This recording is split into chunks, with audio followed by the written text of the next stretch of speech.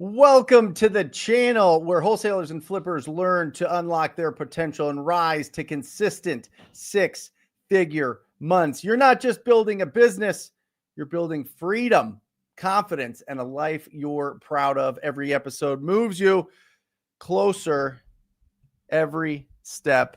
Let's get into this. My name is Brent Daniels. Today we are talking about creating a clear vision for the next 12 months. I always like this time of year, right? It's a time of year where everything we're coming on that point at the start of the new year where everything's going to feel fresh. It's going to feel new. Where we've got stars in our eyes again, right? We're looking at the next 12 months and we're saying, okay, how much do I want to make? And I've broken this down into four main sections that we have to really clearly define. We have to think about, and we have to put together a plan. All right. Number one is, we have to start with this, is define your deal volume. All right. Now, I always like setting a goal, if you haven't hit it, of $250,000 in the next 12 months. I think the first step is kind of like, oh, I got to get to six figures, and that's great. But 250,000 really pushes it, right? 250,000 really starts changing some things in our lives from a financial standpoint. And everybody goes, okay, well, the goal is 250,000. Great. How many deals is that? What's your average deal size? How many deals do you have to do in the next 12 months? Put it in the chat, guys. Good to see Howard. Good to see Parker. That's awesome. Guys, get in the chat and talk to me and tell me, what is your average deal size? Our average deal size this year is just under $30,000. What's up, Mike? Good to see you. Doing great. Ours is around 20. It's like 28 and some change. We definitely want to push that up over 30,000 this year. Our best year was 2021. That was the best year for a lot of people. We were up over $50,000 a deal.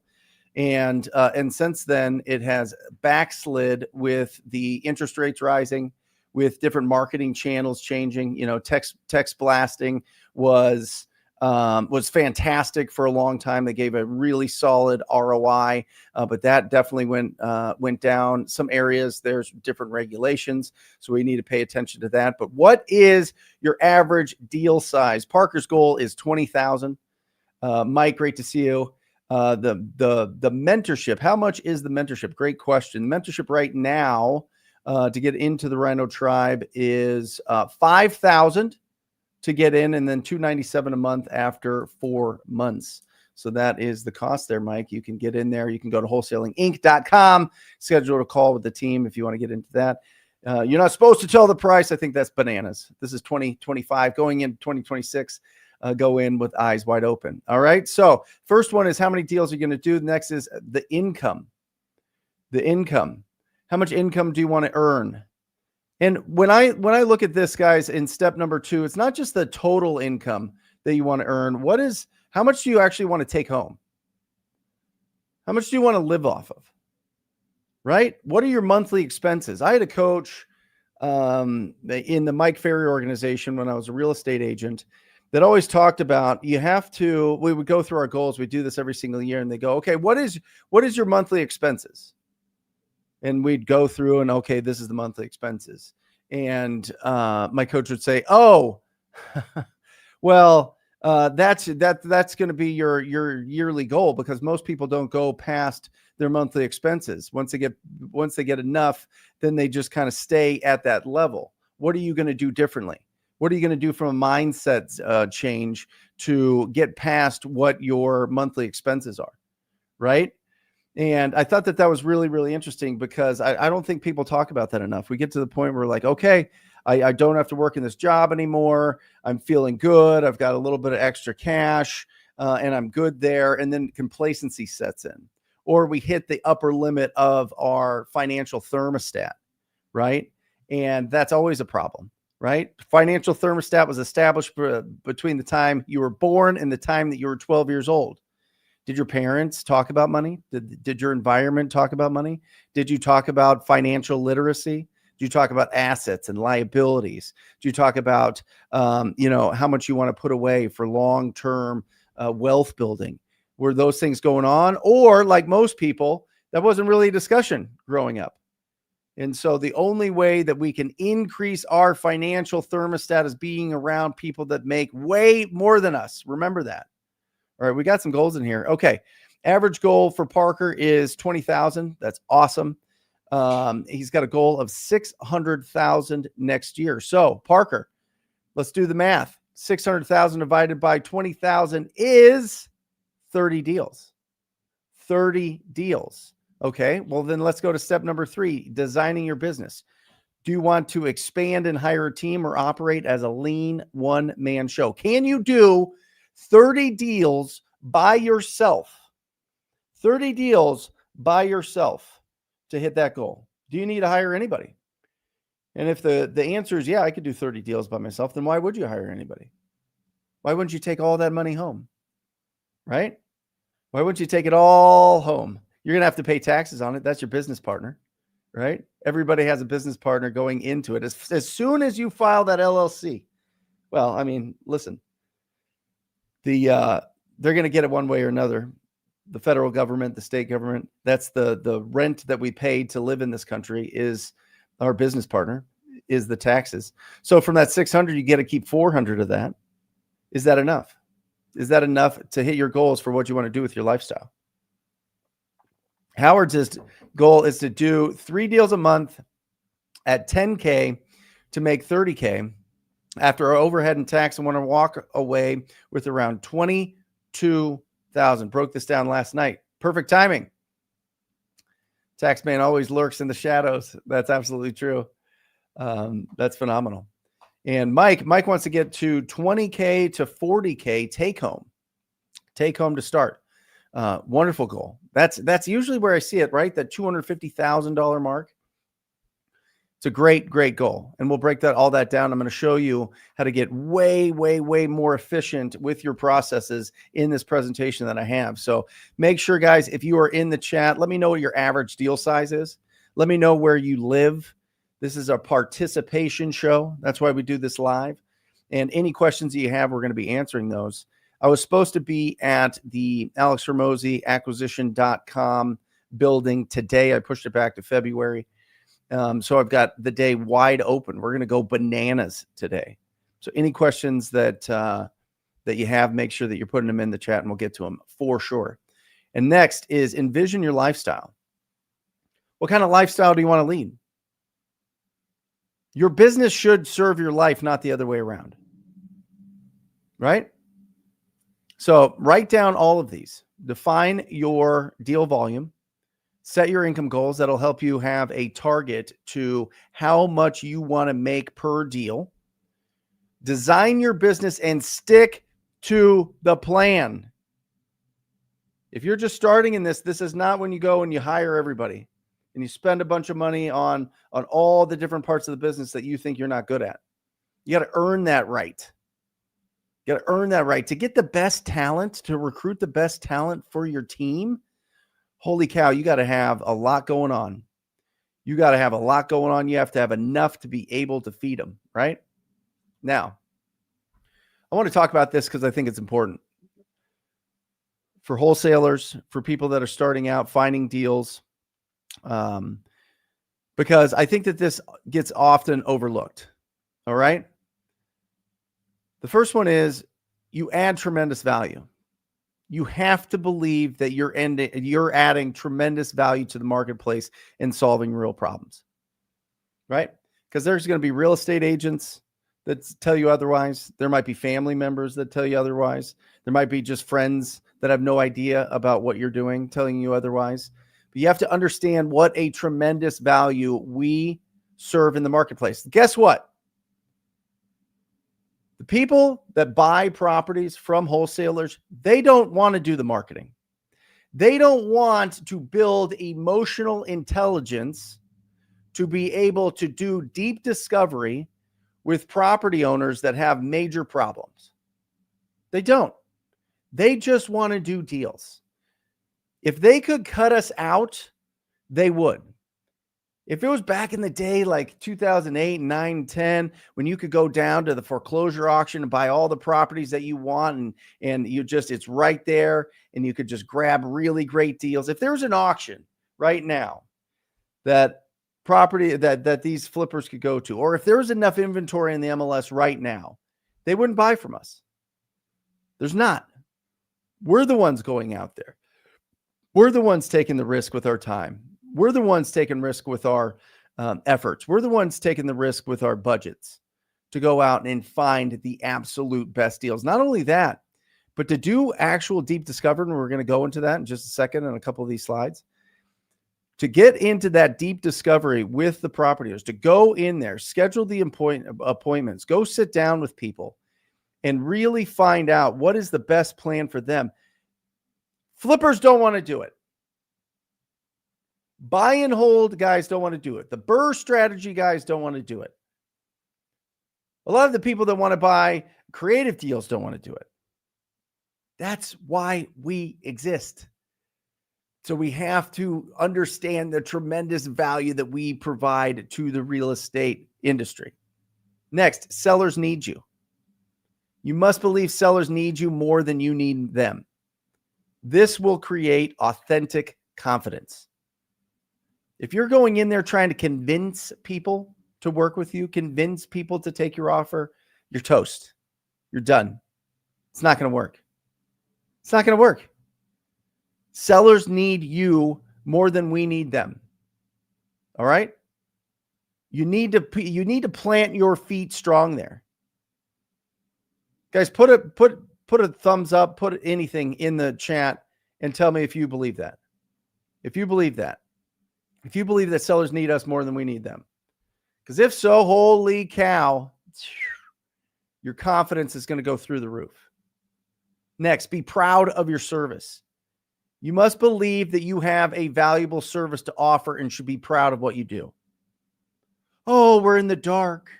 We're in the gray area. Whatever the hell that means. That's insane. That is absolutely insane. You go in, and a lot of these states, it is required that you disclose what is going on, that you have the right to assign the deal, that you have the right to wholesale it. In Arizona, you have to disclose if you're a wholesale buyer. By the way, we've been disclosing that for years before that, because we want everybody to understand what the different exit strategies that we have, the ways that the relationship that we agree to in the purchase agreement. Remember, the purchase agreement, guys, is just a declaration. It's like the Declaration of Independence. It's a declaration. It's nothing like the Declaration of Independence. I'm just being dramatic. But it is a declaration of what the relationship is between a buyer and a seller. If anybody wants to know what is happening, it is in the purchase agreement. That is what the title company and the closing attorneys literally use to referee the transaction. That's the fact. And so being proud of what you do and explaining what you do, it is laid out in black and white. It's disclosed. So we got to be very, very, very confident, and we have to be very proud of what we're doing out there. There is nothing like the feeling of helping somebody that is embarrassed about their property. They're embarrassed about the way that maybe their life has kind of spiraled, or the situations that they're in. They don't want to put it on the market with an agent because they're embarrassed of the pictures. They're embarrassed of the process. They don't want, a million people coming through it. Getting those people, and when they close and they move on, and they all of a sudden that stress of this property is no longer, holy cow, guys. It is an unbelievable feeling. And don't let anybody tell you otherwise. When you get testimonials, when you get 5-star reviews on Google, you know that the service that you provided was so extreme and so different. And by the way, people abuse this all the time. That's why wholesaling has come under fire by realtors and by lawsuits with property owners, because some people do it wrong. But we have to be the ones that set the standard. If you're listening to this, if you're watching this, we have to set the standard for the level of service that we provide. And it starts with effective communication. Effective communication, discovering what is the goal that this property owner has with the property, setting together a plan, setting forth a plan to accomplish that goal, and then doing what we say for the rest of the transaction. There's going to be emotions that get brought into it. It's going to be drama that gets brought into it. There's going to be all sorts of different things that we have to navigate through as a real estate wholesaler. We have to make sure that our buyers are unbelievable and they're showing up and they're funding the deals on time, or we do it ourselves. So next, you'll be fine either way. We must believe that you will be fine with or without a single contract. This allows you to act like you don't need the money. Do you want to turn people off? Go in with assignment fee breath. Go in with the thought that, oh, I absolutely need this deal, right? That's when the emotional roller coaster happens. The biggest expense we have in this business are our emotions. And if we let our emotions just go bananas because we're so excited at the potential of something, we're going to be destroyed. We're going to be a wreck, and we can't help anybody. You have to be fine walking away. And remember this, the last one, essential beliefs for wholesalers. First one, you add tremendous value. Second, the sellers need you. Third, be proud of your service. Fourth, you're fine either way. And fifth, it's about more than price.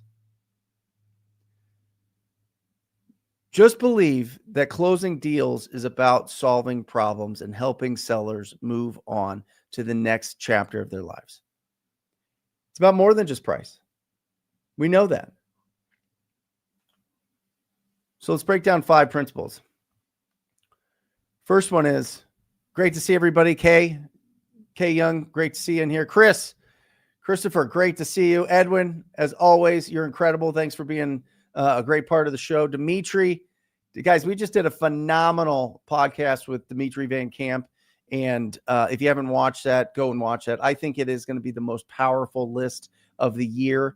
Dimitri finds people that own properties and they live out of the country, and he does amazing deals. It's a much watch after the show, when you have some time, when you're on the treadmill, when you're walking the dog, when you're driving in your car, when you're sitting there and you want to get pumped up and see somebody that made $1.5 million on $10,000 ad spend in 2025. 1.5 million into 10,000. Can somebody put in the chat what the ROI is on spending 10,000 and getting 1.5 million? I know what it is off the top of my head. Just got to remove some zeros. That's what I was taught in math class, Luke. But yeah, Edwin, I agree. The Dimitri episode was absolutely fire. Right? Mike asked, what benefit does being a rhino? Well, if you mean the Rhino Tribe, it's just the most successful group ever in wholesaling real estate. We've been around since 2013. That's 12 years. Nobody's had more success in the wholesaling space than the Rhino Tribe. It's not even close. It's not even close. We invented it. By the way, guys, all these slides that I'm going through, this is part of the Rhino Tribe, is taken from a training done by Todd Toback called the No Limit Sales System. And it will absolutely change your life and your business. Absolutely change your life and your business. But I'm just giving you the Cliff's Notes here because I think it's really important going into 2026, knowing how to get to 250,000 real dollars. Real dollars. Not just in our mind, because it feels good planning, right? Oh my gosh, it feels so good planning. Oh, we get so excited planning. It's the actions that we take after the plan and sticking to the plan and making sure that we're talking to enough people to make enough offers to make $250,000 next year. We have to provide $250,000 of value to the marketplace, to the communities, to be able to earn $250,000. And the first principle of that is you have to be confident. This is a foundational rule of seller interaction. This is the problem that a lot of people feel when they're getting started, right? Because sellers want to do business with people they believe will close, they believe will help them accomplish their goals. If you don't believe you're going to close the deal, they won't either. Okay? And confidence is a byproduct of skill, practice, and an empowering belief system. Well, I'm not confident. I don't know how to comp these properties. Great. Find somebody that does. Find somebody that's done a bunch of deals. Find somebody and split the deal with them. JV with people in the beginning. Okay? We don't need to buy their house for cash. They need our cash to buy houses. That's right, Mark. It's absolutely right. That is a mentality. That's a change. That's a shift. That's how you build confidence, right? Confident behaviors. You got to be proud of the service and value you offer. You got to communicate early and often that you intend to make a profit. Oh, no. I don't want to tell them that I'm going to make a profit. Then they won't do business with me. They wouldn't do business with you anyway if they thought that you weren't making a profit. That's bananas. That's ridiculous. Of course they do. They don't care that you make a profit. When you go get a new car and you turn in your old car and you know that you're not getting Kelly Blue Book and you know that they're going to sell that, they're going to clean it up, they're going to do some tweaks to the engines, they might put some new tires on it, they're going to fix some of the rips in the interior. You know, they're gonna clean that thing up. They're gonna make it look nice and they're gonna make a profit, right? Most of the time they wholesale them, by the way. Most of the time they don't do anything. They just give you a certain amount, trade-in value, and then they sell it to wholesalers and the wholesalers go sell it at used car lots. Right? You got it. And listen, we know that they're going to make a profit. Why do we do it? Speed and convenience. Speed and convenience. All right. You have to have the strength to tell prospects no. No, I can't buy it at that. I can't commit to that price. I can't commit to that price. I can't commit to those terms. This is what I can do. Never chase sellers or act if their time is more valuable than yours. Ooh, this is a tough one, guys. Right? This is a tough one when they're ghosting us. And we're trying to get, find them and have conversations with them and do all those things. It's good to get them back on the phone, but they have to respect us as well. Have to respect us. Anybody in here dealing with ghosting? Sergio's here. Who does your SEO? I've got Trent. Trent is on my team. Trent's part of my Google marketing company. He's absolute phenomenal. Absolute phenom. And we provide that for our clients at talktopeople.com. But SEO should be when you're established. SEO is not like SEO was a few years ago where you could just get a tremendous amount of backlinks. Google's algorithms caught on to that. And so they want you to have more quality than they want quantity to build those up. So we're taking up a lot of space. We're moving up the rung of the ladder every single week with the quality backlinks that we're having. And the strategy has changed big time. So if you're interested in that, talktopeople.com. Next, you got to qualify your prospects, guys. Qualify your prospects. Time is your most valuable asset. The fastest way to burn out and kill your motivation in this business is to spend time with unqualified, unmotivated sellers. That's the fastest way to kill your motivation in this. Oh man, I get so excited. Somebody was nice to me on the phone. I'm going to run right out to that property, not know anything about what the condition is, what their timeline is, what their problem is, or their motivation, what their price that they expect for the property is. You need to know all four of those, right? And the ones that we want to pay attention to are the ones that have a problem. A genuine prospect has a problem that you can solve. If there is no problem, you cannot add value. Say it again. If there is no problem, you can't add value. Give them to a real estate agent.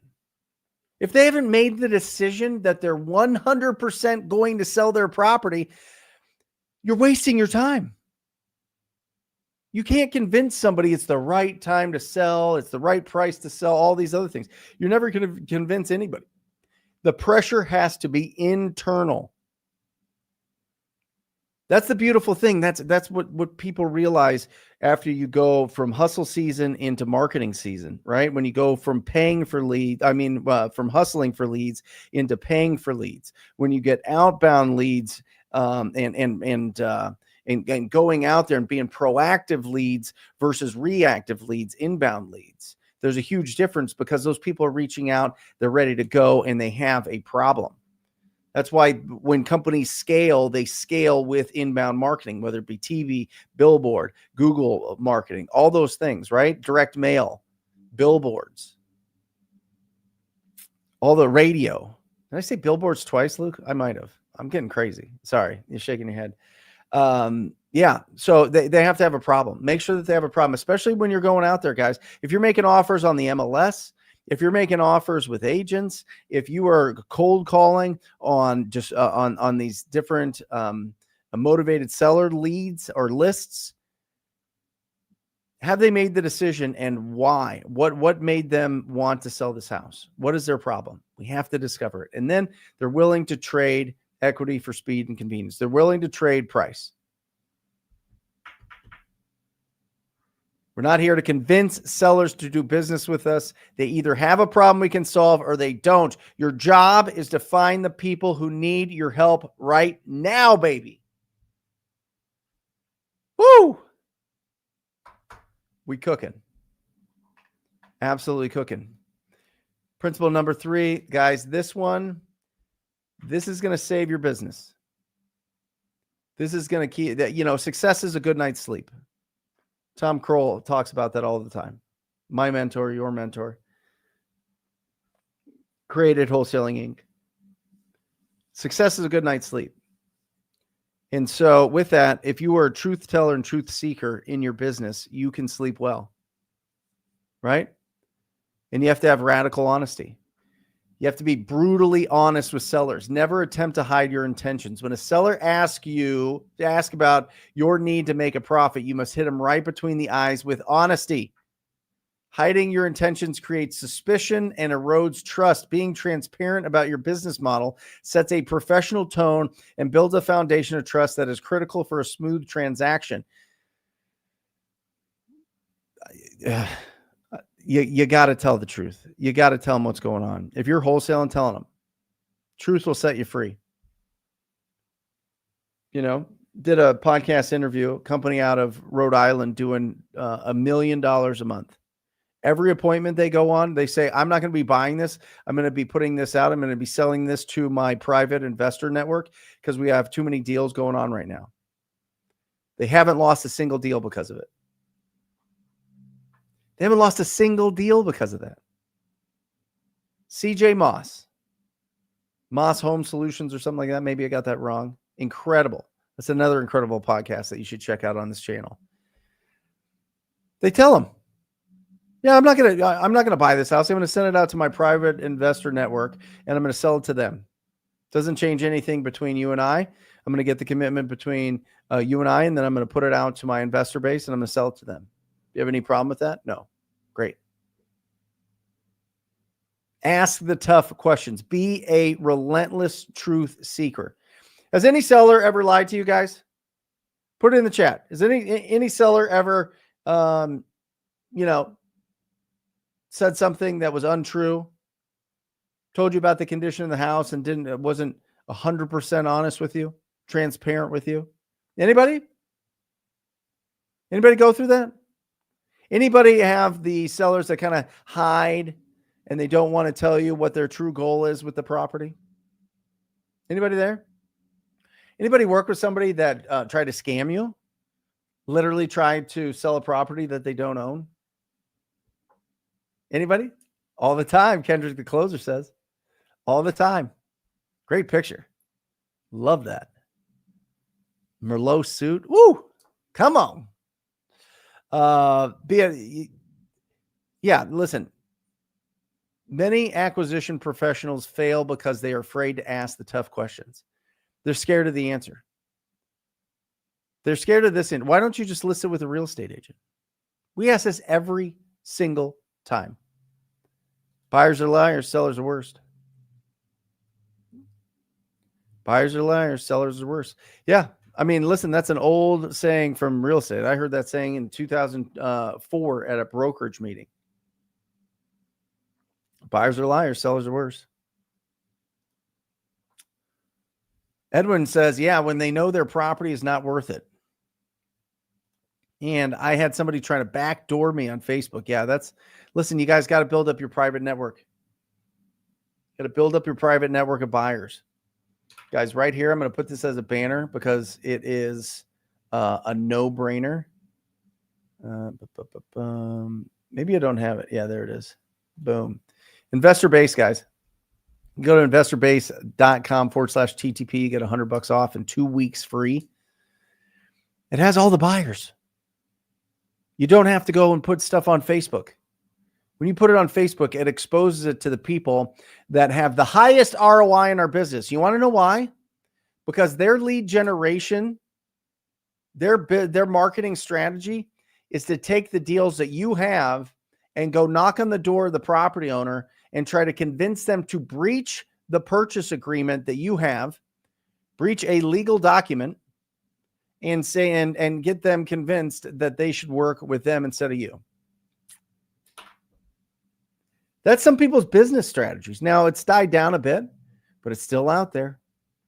Still out there. We had some big guys here in town. One that would hire people on Facebook and he'd send them the address and he'd send them the picture of the posting of a deal. And he'd say, hey, go out there and show this to the seller and then call me and put him on the phone with me. Isn't that crazy? I had it happen while I was at the property with the property owner. How about that? It was happening so much, guys. We'd have to say and talk to our sellers and say, hey, listen, people are going to come to your door. They're going to try to convince you to breach the purchase agreement that we have together. These guys are, these guys will say anything to get the deal locked up. And then what they'll do is they'll file a memorandum on your property. They'll cloud your title and then they'll disappear. And so we had to educate the sellers. And if you build a wonderful rapport with the property owners, you usually don't have to deal with it.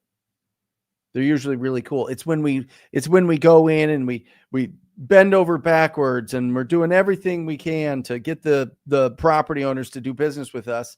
And then the slightest little thing happens in the transaction. The title company asks for information. Oh, heaven forbid. Oh, I want to cancel. This is ridiculous. Like, what is happening? Or somebody goes and tries to backdoor you. It only happens with the people that don't trust you. They just went with your offer because you were the highest one and built no rapport, built no relationship, and they don't care. Those are the worst deals ever. All right. So when you ask the property, when you ask the owner, why don't you just list the property with a real estate agent? Never be scared of the answer. Finding out the truth early allows you to handle the objection or move on. It's going to save you countless hours and follow up on a deal that was never going to happen.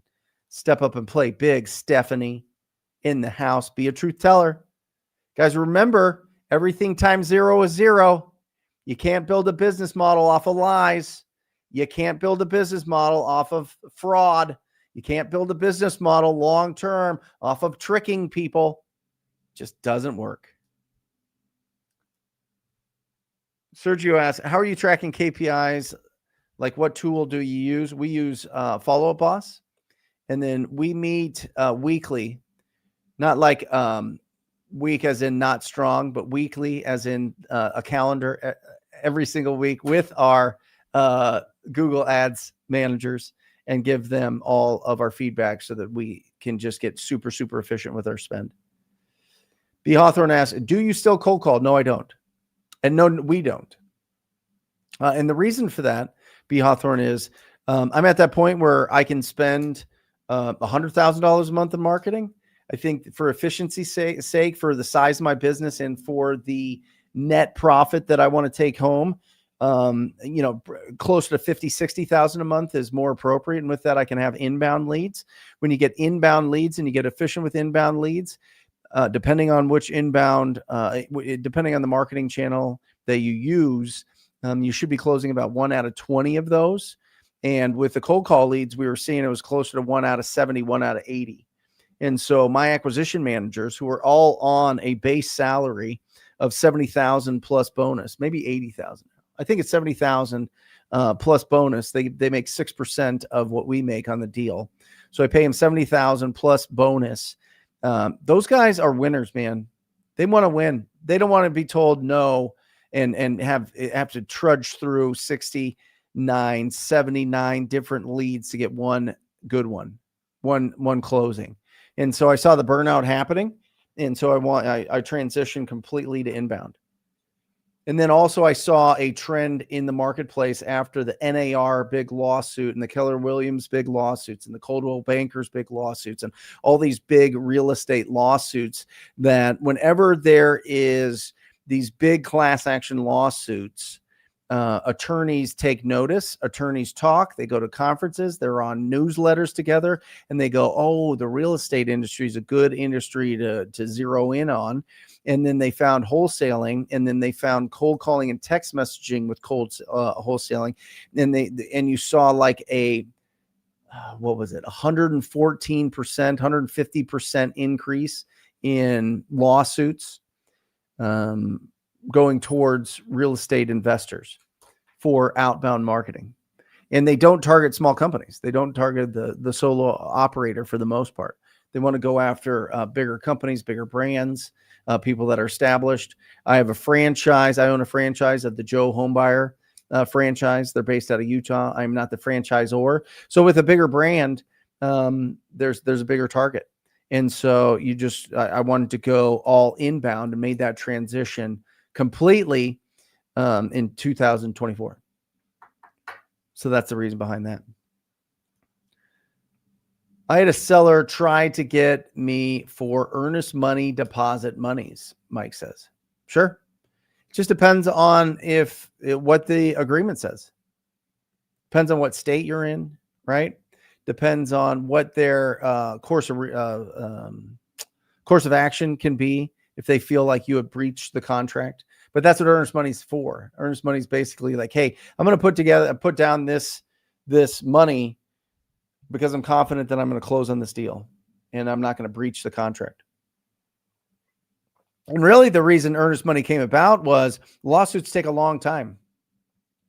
And so they go, okay, well, why don't we just do this thing where you put a deposit down and it gets released instantly if there's a breach, or it gets released back to the buyer if there's a breach, or if they go through their inspection period, or the appraisal doesn't come back, or they can't get the loan. So there's a bunch of contingencies for buyers. There's not a tremendous amount of contingencies for sellers. Real estate purchase agreements are unilateral, which means they're one-sided, which means the buyer holds the power for the most part with the contingencies. Just depends on what's agreed to. So when you have a smoking deal and the seller wants to remove all those contingencies, that is one of the tools in your toolbox. No inspection period, biggest earnest money, no financing contingency, no appraisal contingency. Now with a cash purchase, we don't really deal with that. I got it, Mike. It was a scammer trying to get it. Yeah, that's a classic one. Listen, guys, if anybody's telling you, oh yeah, I'll just quit claim deed you the property. You give me money and I'll just quit claim deed it to you. Scammer. Vacant land owned by an out of state or out of country, more specifically, owner. I mean, holy cow. Those scammers went hard after that. Really hard. We had one where they falsified their ID. They had somebody come over during the appointment and say that they were the neighbor, and these guys have been great neighbors for years and years and years. They were squatters that stole an identity and tried to sell the property. It happens. It's gross. But usually the title company's responsible for catching a lot of that, right? Title companies can sniff a lot of that stuff out. They require a lot of information. So the title companies really do their job there, or the closing attorneys. B. Hawthorne, what marketing channel would you say to get into when starting out 2026 with a low budget? Depending on your budget.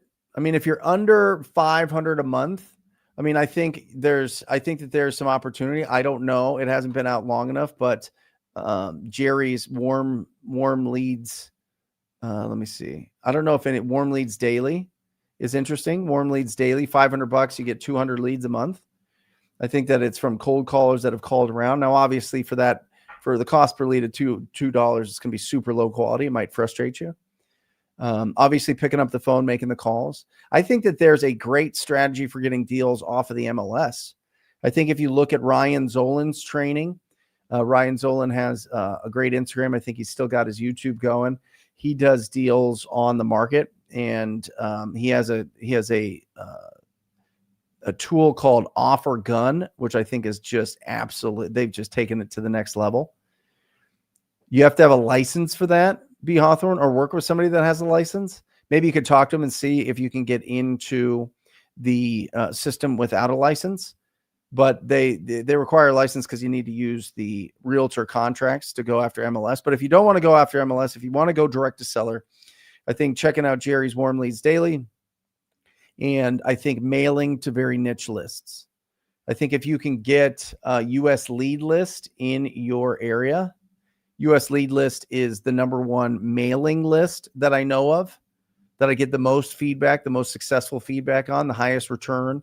I just saw Mike Glorious, a buddy of mine that is also a Joe Homebuyer franchisee. He's getting I think almost a 10% ROI on that list, US Lead List. So they set it up, they show you what to send and send you all that information. I think that's really powerful, B. Hawthorne. Just depends on how proactive you want to be. And then you can just get phenomenal lists and just make calls. I think calling on the tax default list is powerful, 100%. 2 years tax default, calling on those lists, code violation lists, all the ones that are public data that takes a little bit of extra time. That's what I would be going after for sure. Yeah. iSpeed to Lead. iSpeed to Lead has some cheaper lists that you can get into with a lower budget. Now, they're going to be leads that people obviously didn't want or were recycled or whatever else. So there's some there. Yeah. But listen, if you don't have it, my best advice, B. Hawthorne, is get a tax default list from your county. Find the people on that list that are behind on their taxes because the owner passed away. Do about 20 hours of research on probate in your area. Understand the whole process. It's all on YouTube. And find some really great probate attorneys, and help people to find the heirs or potential heirs for that property. Help them go through that process and buy their house. Those are where I'm seeing the best. Driving for Dollars is fantastic. Evil's right. Or Evo. I don't know if it's Evil CEO. I don't think you're evil. Although you do look, I don't know. That hookah, I mean, you're blowing smoke, bro. That's maybe you are, but I don't think so. Yeah. Christopher's in DFW, so make sure that you guys squat up. All right. Awesome. Let's keep it going, guys. Bring your questions. I'm here. I'm wide open. I wasn't even supposed to be here today. All right. I love when people say, I wasn't even supposed to be here today. This is amazing. So we're just going to answer a bunch of questions. I want to stay on here as long as we can. So bring the questions. All right. Next. Get rid of this. Principle number 4, be a consultant. Sorry that this is squished. I had this all designed. It looked great. I edited it. It was great. And then I exported it to PDF, and it does this crazy stuff, but whatever. Every wholesaler in your market offers cash and a fast close. To succeed, you must decommodify your offer. That's not even a word. not even a word, but we're making it a word. Decommodify. How do you stand out? The key is to stop selling the commodity, the cash for your house, and start providing a custom solution. This requires you to act as a consultant. You can't offer a custom solution if you don't know what their goal is. You have to find out what their goal is. Job number one, the best of the best, find out what their goal is. Why do you want to sell this house? Right? Simple question. What's making you want to sell this house? How about catch me up to speed? Catch me up to speed on the property. What's going on with it? I like that better. I do. Would you consider an offer on your house? Yes, I would. Oh, amazing. Well, catch me up to speed on that. What's going on with the property? Boom. Who, what, when, how, why? Who, what, when, well, hi. Who, what, when, how, why? Open-ended questions. If they are talking more than you are talking, you are awesome. If you are talking more than they are talking, you are going to be poor. You ain't getting to 6 figures a month. And that's the goal of this channel. We make 6-figure a month wholesalers and flippers and real estate entrepreneurs. That's what we do. We've been doing it for 12 years. That's what we do. All right. Every single one that makes 6 figures a month or more understands that they are a consultant, understands that they have to discover what the goal is with that property owner. What is the seller's true problem? And then you tailor a solution that addresses their unique needs. It's not all about price. If it's all about price, they would list it on the market. Spencer knows. Spencer was in here. We just did a podcast. Just did a phenomenal podcast. We're going to have that out tomorrow, right, Luke? Awesome. Spencer works with our Google Ads agency, our Google marketing company out in Florida. Specializes in, does 50-50, houses and mobile homes. Manufactured homes, I should say. Boom. Hillionaire. He's got a ton of hills. Hillionaire. Truth. That's right. Steve in the house. Great to see you. Speed and convenience. That's right. Look, guys, it comes back down to this. You guys know it. Sellers only get 2 of these. Okay? Let me remove this real quick. Sellers only get 2. Their speed, convenience, and price. Those are the 3 main factors when selling anything. Anything. If you want speed and convenience, then it's a cash as is offer. That's a wholesale deal, right? Or flip, I guess, if you want to do that. But it's a cash offer. It's a fast offer. It's something that simple, right? There's no appraisals. There's no fixing that they have to do. There's not what's called a BINSR in our market, called a buyer's inspection and seller's response, where you go and you ask them to fix a bunch of things. If they want speed and price, then great. That's either a creative deal or it's you list it on the MLS. And if they want convenience and they want price, now we're talking about novations. Okay? Be a consultant. Here we go. Players 3377 says, new to the game, came across a property that just refinanced within the past year with an FHA loan. Would and or how would that affect the deal, whether or not there is one there? Yeah, in my experience, there's not. They just suckled out all the equity. They just put a straw in that thing and they just slurped it down like a delicious post-workout protein shake, baby. They just slurped it down. Okay? If there's no equity, then what are you going to do? And if there's no equity and the interest rates are at current levels, I mean, you can't wrap it, do substitute any of those things. So what are you going to do? They just pulled out all their, they essentially sold it already. They just sold it to the bank. They did.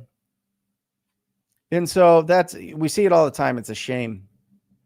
It is shocking how many people that go in and they refinance and they pull out and pull out and pull out equity every year, every 2 years, every 5 years, it's amazing.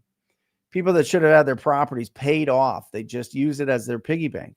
And I understand, listen, sometimes times get hard and get a home equity line, pull some money out, get some breathing room. Most people don't. Most people go buy nonsense, but yeah, usually nothing you could do there. Now, if they pulled out an FHA loan and then it's only a fraction of what the amount is, but usually when you're using FHA, I mean, they're giving you a significant amount of debt because it's federally backed and you're owner occupying it. So they probably pulled out most of their debt. I would look at it. If you can, Players 3377, let us know what the Zillow is and what the loan is now. Put that in the chat. That'd be really interesting. All right. And here's what sellers truly value: being heard. The peace of mind that comes from being listened to and understood by someone who genuinely cares. Convenience. Have a notary go to their house, do the closings. They want to avoid a ton of showings. They don't want to have to clean their property. They don't want to have to remove their animals every time somebody's coming over, right? They don't want to pay. Dignity. Knowing that their belongings will be donated, not thrown in a dumpster, and treated with respect. A lot of these properties, guys, are inherited properties. And it was a loved person, a very loved person. That very loved person just didn't have the means or the inclination to keep the property up. They've been there a long time. They got a bunch of stuff in it. It's not stuff that the family necessarily wants to move it all or have the money to be able to put that in a U-Haul and put it, disperse it amongst the family. And they don't want it to be, and it's in good shape.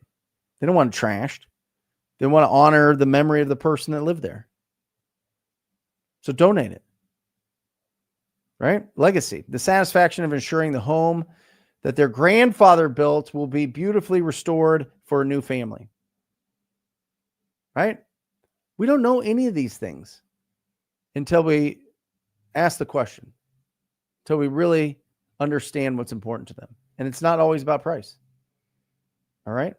Now, with that, I want to bring Luke in. Luke's got some questions. Let me remove this. And if we can, guys, keep putting any questions you guys. Thank you for participating.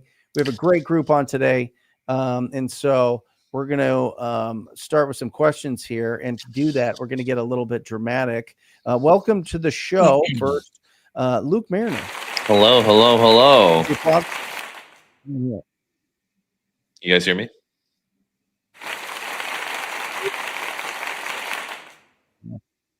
Is it who wants it? No. You ready? Oh, I can't hear you, Luke. You can't? Oh, I think I have to turn on my speakers, bro. Is that going to screw us up? Just try it. There we go. Okay. Can you hear me? I can hear you. Is my mic okay? Your mic's perfect. Okay. So we got the applause. Yep. Oh, yeah, there it is. Okay. Now we have some questions. Yep. Okay. Bridget Keeley asks, Bridget's the bomb. knowing what you know now, looking back on your experience, what is the step-by-step roadmap a brand newbies should follow to make 100K their first year of wholesaling? Who all do you need by your side? When it's been 6 months of consistent work but no deals yet, how do you create/maintain a bulletproof mindset? Ooh, I love it. I absolutely love it. One, obviously be surrounded by people that are doing this. Step number one, I'll put it in here. Let me add this, the 5 steps, because this is really, really important that everybody understands. There it is. And there it is. All right. You have to find your tribe. That's number one. Number 2 is follow a model. And 3rd is get your first deal. So that's really what we're talking about here with Bridget. All right. Bridget's been close. She's had some good leads. She's had some interesting opportunities. I think number 1 is You have to understand how many, you have to figure out how many people do I need to talk to get a deal, right? If you have no budget and you're just starting out and you're in hustle season, you have to get the most niche list possible. And then you have to see how many people do I have to talk to get a lead. Mm-hmm. That's the first step. All right. The first step is, let me go on here, is add to stage. Hold on. Let me get rid of this. And let me see if I can put this up, Luke. And we go here, right? So first is, let me turn this thing back on. I'll tell you what, guys, if you go out and get one of these pencils, there we are. Oh, shoot. And they're not the Apple Pencil, it's going to be a problem. I got this thing for $20, Luke. Yeah. Because my kids always find these things. This thing is insane. All right. Well, whatever. The first thing is how many contacts per lead? All right. That's very, very, very important. How many contacts per lead? And then how many leads per signed contract? So it's an experiment in your first 6 months to find that out if you're in hustle season. There we go. One. Oh, hold on. One. Contacts to leads. Okay. A lead is somebody that has made the decision they're going to sell their property. Look at that handwriting. Next is leads to, now some people like putting appointments here. I don't think it's necessary. I just do leads to contracts. Okay. That's the next one. And then contracts to closings. Okay. That's what you want to be tracking. And if you know that you're on a list and you're making a ton of contacts, you should be getting a lead per 15 contacts. If you're not getting a lead per 15 contracts, you're not calling a good list. That should be the filter for you. 1 to 15. All right. That's what it should be. It used to be 1 in 10, but I think that, more lists have come out. And then from that, how many leads per contracts? How many leads do you need to get a contract? Right. And it just depends. I mean, with cold calling with us, it was 70 leads to a contract. Mm-hmm. Now it's about 15 with PPC. And with Google My Business, it's like 2. With YouTube leads, it's again like 1 in 15. But how many leads to contracts? Right. And then you need to get rid of the people that are just never going to do business with you. Contracts to closings. And then how much do you make per closing?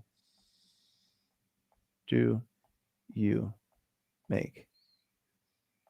All right. Boom. Nice. So knowing what I know now, I would go after the most niche lists for sure.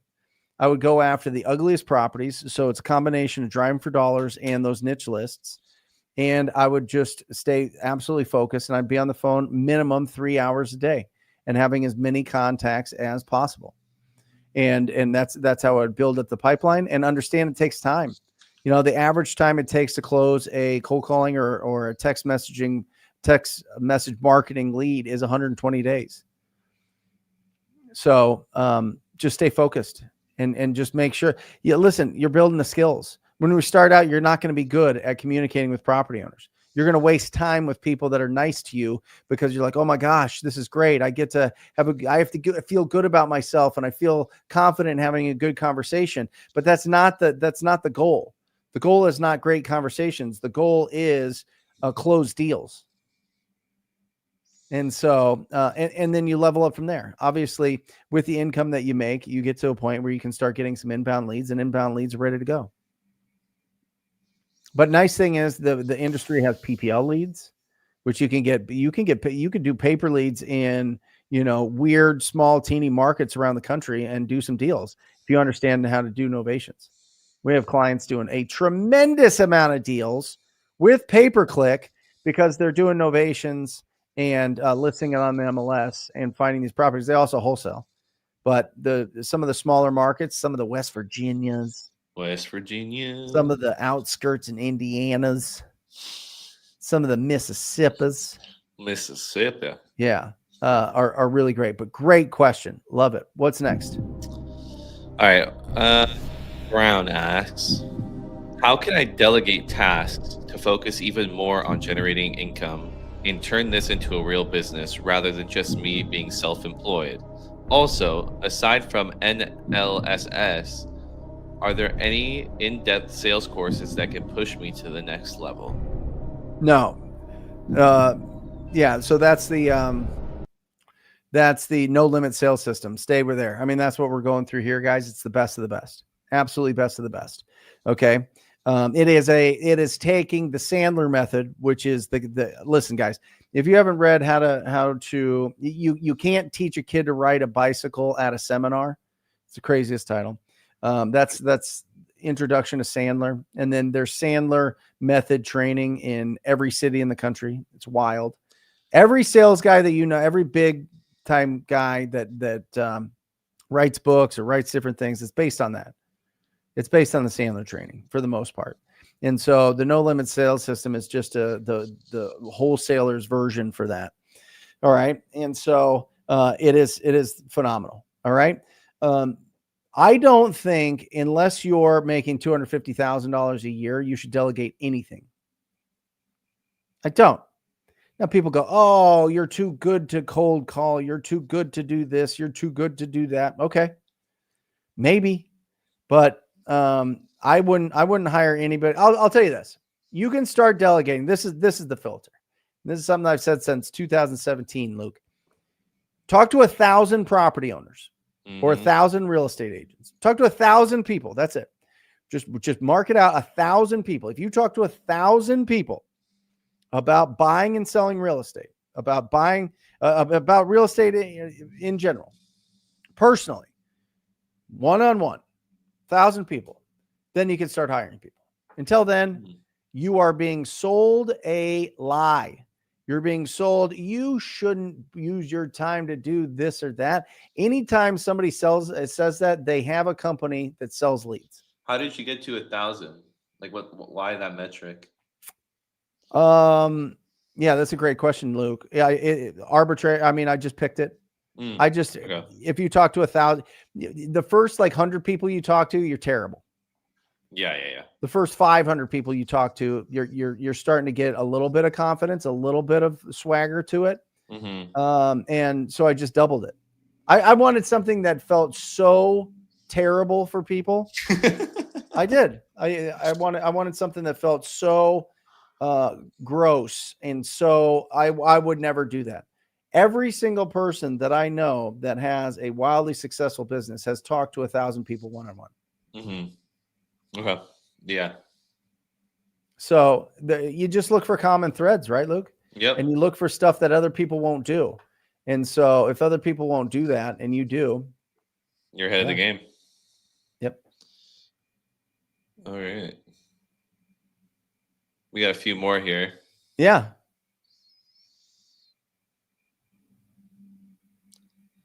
Let me know when you're ready. I'm ready. Oh, right. Shoot. You're waiting for the sound. Okay, got it. All right. Jose Tapia asks, is cold calling myself and door knocking the best marketing strategy? Best marketing strategy still if my marketing budget is $300 to $500 a month? Yes. Perfect. Next one. Richard L. Wallace III What's up? Been wholesaling since 2022. I know my mindset has kept me from going from 4 to 5 deals a year to making 6 figures a month. What's one thing someone like me can do to change the mindset and go from barely scratching the surface to making deals like you, Pace, Nico, and others I see in this great community of real estate professionals? It's facts. You know what I mean? You have to build your confidence off of closing deals. We have to get out of feeling good planning. We have to get out of feeling good just thinking about our goals. Number one thing I would say to Jose is this. I would wake up every single day. I would get a journal. This is something that helped me out big time. And I put 8 or 10 of my daily goals every single day. And every single day I said, I'm going to make $10,000 today.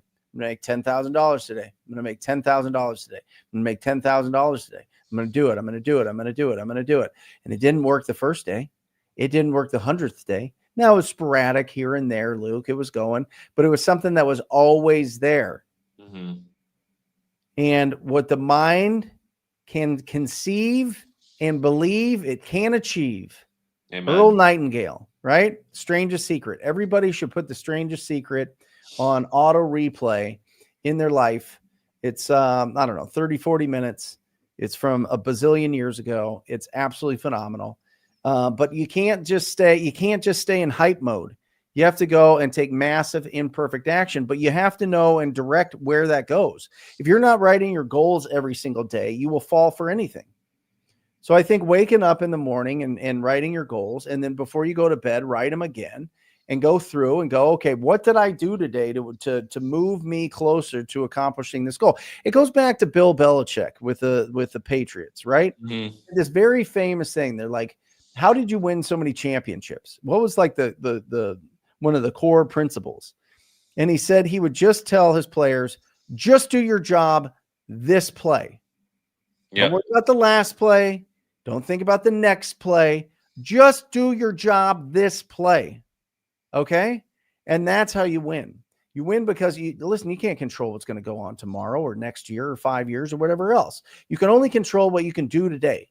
Mm-hmm. If you're healthy and you got that electricity running through your body, woo, you better go out there. You better stand up. You better go talk to people, right? That's TTP. Like, just go talk. 90% of income problems are solved if you talk to enough people. Yep. If you talk to more people. Talk to people. Right? And so just go talk to more people. And by the way, going back to what Bridget was saying, I know a lot of the wholesalers, and you can hear them on podcasts. This isn't just me just making stuff up and just being dramatic. A lot of the wholesalers, when they talk about their journey, they didn't do a deal for 6 months. Luke Rothfold, multimillionaire, incredible guy here locally, didn't do a deal for 6 months. And then he just goes crazy. And then he just kept building and building and building and building. And I would consider him the best cold caller in the country. Really? But he didn't do a deal for 6 months.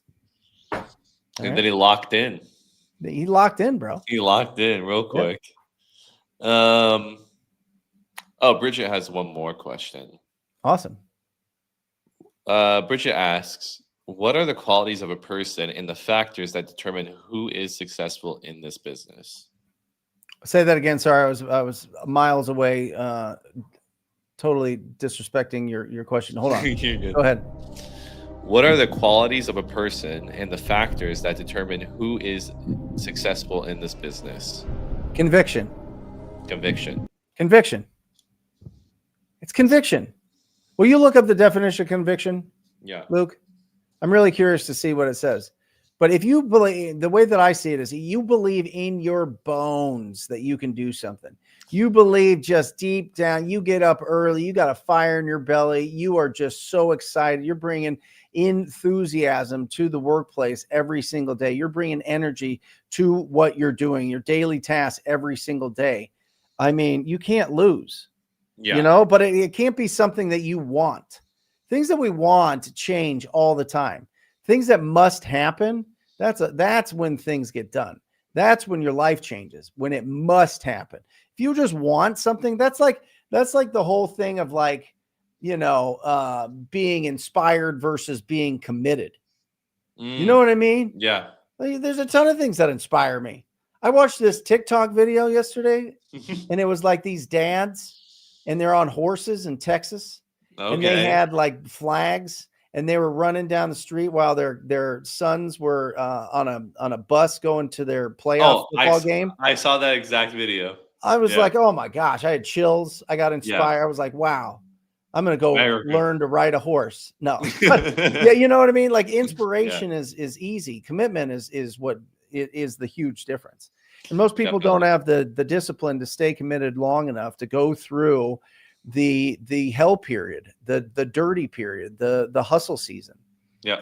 And so I am telling you guys, There is no competition out there. Everybody thinks that things are too saturated and this and that. It is absolute nonsense. That is a lie that we tell ourselves to protect our own ego. It's ridiculous. There is so many opportunities out there, and I don't care what business you're in. If you bring enthusiasm to it and you show up every day and you actually put in the work, you win 100% of the time. 100%. You will win. It's just a matter of time. Yep. Conviction is there's two, obviously. But the second definition is a firmly held belief or opinion. There you go. A firmly held belief in what? Or a firmly held belief or opinion. Yeah. Look at this. Look at players 33.77. Zillow estimate is 553. Loan was for 72. That's the only loan they have? Go get that deal. Yeah, I was gonna say you gotta get that deal. Plenty of opportunity there. I would just see if that's I mean that's crazy. If they only owe 72 on 553, they must owe it a long time. Yeah. One last question on my end here. Yeah, I got a bunch in the chat here. Okay. Did you want to go to the chat or mine? No, you. Hold on. Okay, perfect. Ty Downey asks, what's an ideal range for cost per contract? What percentage of gross revenue goes back into marketing? What's the cash conversion? 1 to 4? What's your top 3 best performing marketing channels? And what's your cost per contract on each of those channels? There's a lot of questions here. You want to go one by one? Yeah, I won't have it all, but just give me the first one. Great question though. What's an ideal range for cost? Hold on, let me turn this off. Ideal range for cost per, it depends. Depends on if it's inbound or outbound. Okay. But outbound, yeah, you want to put about 25% of your marketing budget into. So the way that it works out is here. Let me see if this thing's on. Nope, I got to turn it on again. So typically what you want is 25% for marketing. Okay. 25% for people and 10% for your operations, so that you can keep 40%. And that's when you're running things, when things are running without you, right? Are you on your iPad? I'm going to be, yeah. Okay. You want to add it to the thing? So 25% to marketing. This is without you working in the business, people. 10% operations. And guys, I'm writing a slant, so whatever. I'm not doing the cool auto thing. So then you keep 40% profit. And so it takes a lot of discipline to get there. It takes a tremendous amount of discipline to stay there. Because you'll see that this to keep this here and to get the ROI, there's something called a cash sales cycle. And the problem is you're spending a lot of this before you start getting the money back. And so the faster, the shorter the sales cycle, the better. That's why PPC is king. I mean, unless you could spend a tremendous amount on TV, but PPC is king because it's a 28-day sales cycle. So you can get that money back and get it put back in really, really, really quickly. So what was the second question? Yeah. What percentage of gross revenue goes back into marketing? That's 25%. 25%. Yep. What's the cash conversion on 1 to 4? What's the cash conversion? 1 to 4 question mark? Right. Yeah. I think he's saying the ROI. Yeah. You put $1 in, you make $4 back. Yep. What's your top 3 best performing marketing channels? PPC, Google My Business, and I went through it last. Technically, mailers.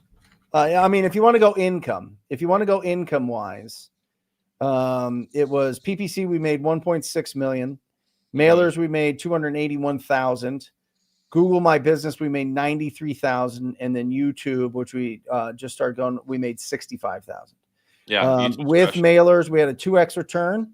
With PPC, we have a 4x return. With YouTube, we have an 8.8x return. And with Google My Business, we have a 93,000% return. That's crazy. Well, once you optimize your Google My Business, I mean, it just sits there. It automates. It doesn't cost anything more, but people don't know how to do it. If you want to know how to do it, let me know. I think we have a Google My Business little thing there. Boom. You can go there. If you want to dominate your market, like if you're focused on a local market, you need Google My Business without a doubt. One-time cost set up, and then it's optimized, and then you have to keep the stuff going, the reviews going. Literally free leads. Not SEO, Balby. It's the map part of a search. So at the top is PPC was sponsored. In the middle is the maps for local businesses. And then below that is the organic SEO. There you go. The next question in here is, and what's your cost per contract on each of those channels, on the channels you listed prior? Your top 3. Oh, I'd have to see how many deals. I don't have it broken down. I can get it broken down for sure. I'm trying to think. We spent 143. I don't know how many deals. I would have to break that down. Yeah. No worries. I mean, so if we're just going, well, we'll just do this. So it's easy. So our average, let's just say our average is 30,000 per deal, which is pretty close this year. And we're getting a 2x. So mail equals 15,000 a deal. YouTube equals we have an 8.8x.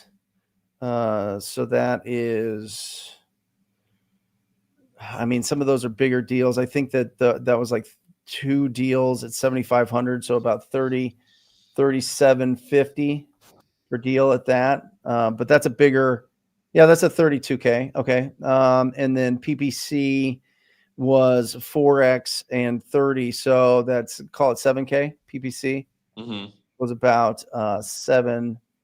Let's call that 7,500 a deal. There you go. Yeah. So that's the cost per deal. And then GMB, I have the guy hired, so he's on staff and he optimized it. And but we've made 93,000 since optimizing that. Perfect. Cool. Last part of that question is how many leads per day/week are needed to justify each closer? Oh, that's a great question. I really like it. It depends. Obviously, the higher quality the leads, the more appointments you guys are going to go on. It depends on if you're going on appointments or if you're doing it virtually. But we go on appointments, and I want the guys on at least 5 appointments a week. And so usually we have to give them about 25 to 30 leads to get on really good qualified. Because, some of the leads that come in from Google and YouTube and direct mail and all those are in great shape, and they should be listed with an agent. And so we tell them that. So a lot of the leads we disqualify based on the condition. If it's a true condition, or there's nothing that we can do. We look it up, and they just bought it last year, and they're moving and relocating and just hoping somebody buys it. Cash, we can't help those people out. Perfect. Awesome. Thank you, Luke. That's it for me. Get out of here. I'm out of here. Awesome. All right. Ty Shine, can you speak on finding realtor relationships to list novations? I love this question. Yes, absolutely. So you want to find a agent in the area that is the best of the best. You want to pay them the full commissions. Okay. They have to be investor friendly. All right. They have to be investor friendly, because they have to understand what is going on with innovation, that essentially you're going to be replacing yourself with a new conventional buyer. And so just having the conversation, breaking down the transaction with them early on. So what you want to do is just go on to realtor.com, look for the people that have the most 5-star reviews in the area, reach out to, 5 of them in each market, Ty Shine, and just have a conversation and see who you gel with, see who really just has a problem with novations or has a problem with the way that you're running the transaction, break it all down to them. Say, this is exactly the process that I go through. And if they understand it, great. If they don't, great. But just those are the conversations that you want to have. But you want to get really great quality. Do not get terrible quality when it comes to real estate agents, because they should take everything off your plate for you. I mean, you get the right real estate agent, holy cow, you can make an absolute fortune on novations, because they do everything. All you got to do is work with the property owner, find the great deals, and then hire great agents, and make sure that your closing attorney and title company are great. And if you're doing novations and you're not using easy REI closings, you're bananas. You're just silly. You're just shooting yourself. You're killing your business. You're focused on income servicing activities, not income producing activities. So don't do that. Okay.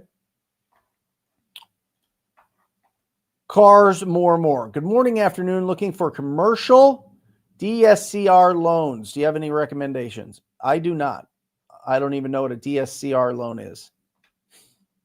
I don't. I can look it up, but I don't have any recommendations. Maybe somebody in the chat does. The man, your local bird dog here. I'm looking for locked up deals that aren't on Investor Lift. What strategies do you recommend for finding those? Get permission to send out deals. The other thing is, you got to be careful in some markets. A lot of bird dogging or getting paid. I mean, technically speaking, if you are bird dogging, you need to have a license because you're acting as an agent. And so be really careful about that. If you're getting like a referral fee or something like that, you can't get referral fees for sales on properties without a license. So be really, really, really careful with that. What I would prefer you do is to lock up the deal yourself and then assign it to somebody else if you're going to do more of a dispo strategy. But if you're just looking for deals for buyers, that's essentially being an agent. So be careful with that. We got that, answered that. There we go. What ad copy works best for bands? Oh, we had this last time.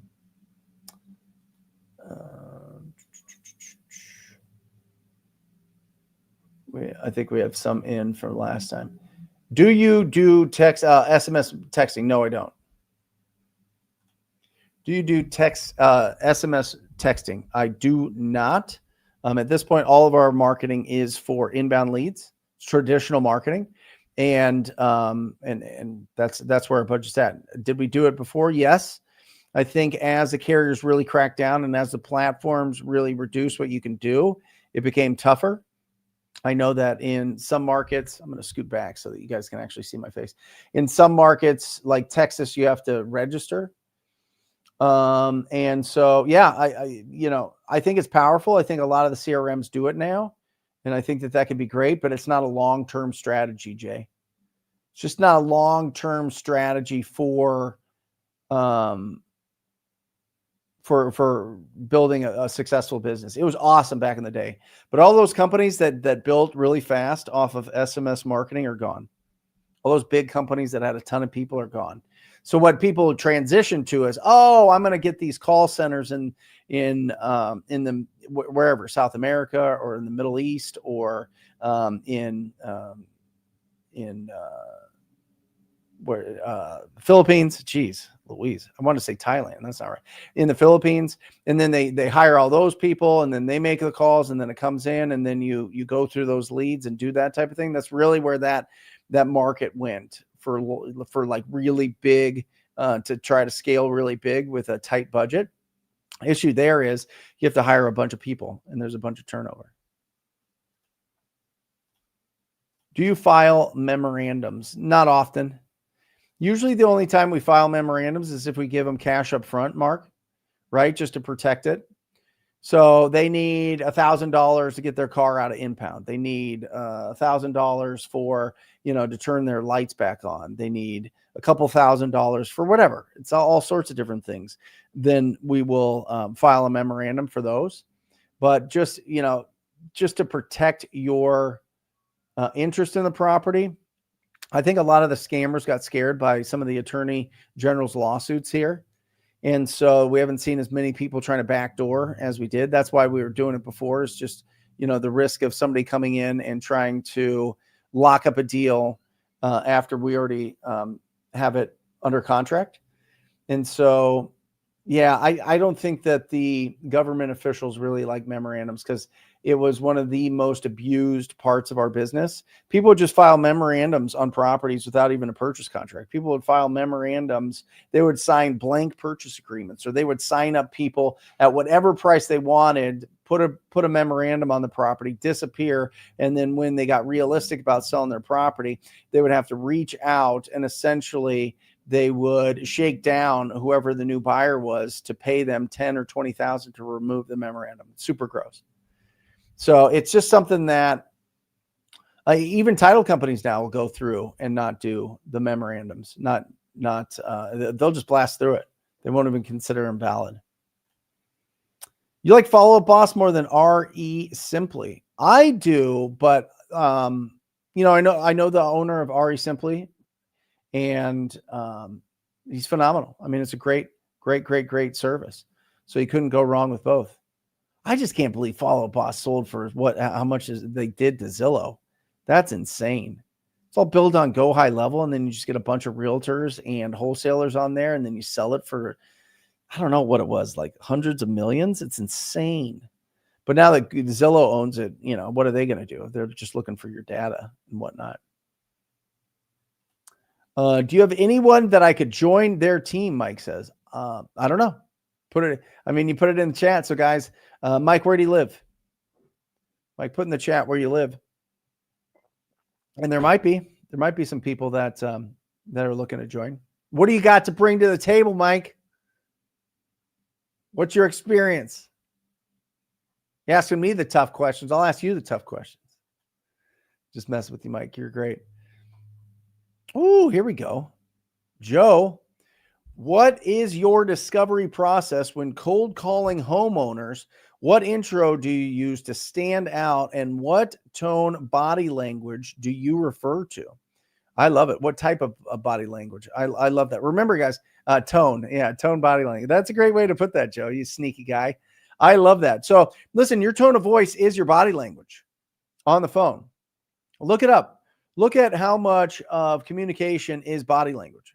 It's like 58% or 68%. Can somebody put it in the chat? Luke, put it in the chat if you're still around.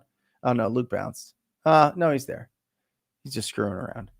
Probably editing a cool video. He's the man. We've been shooting a lot.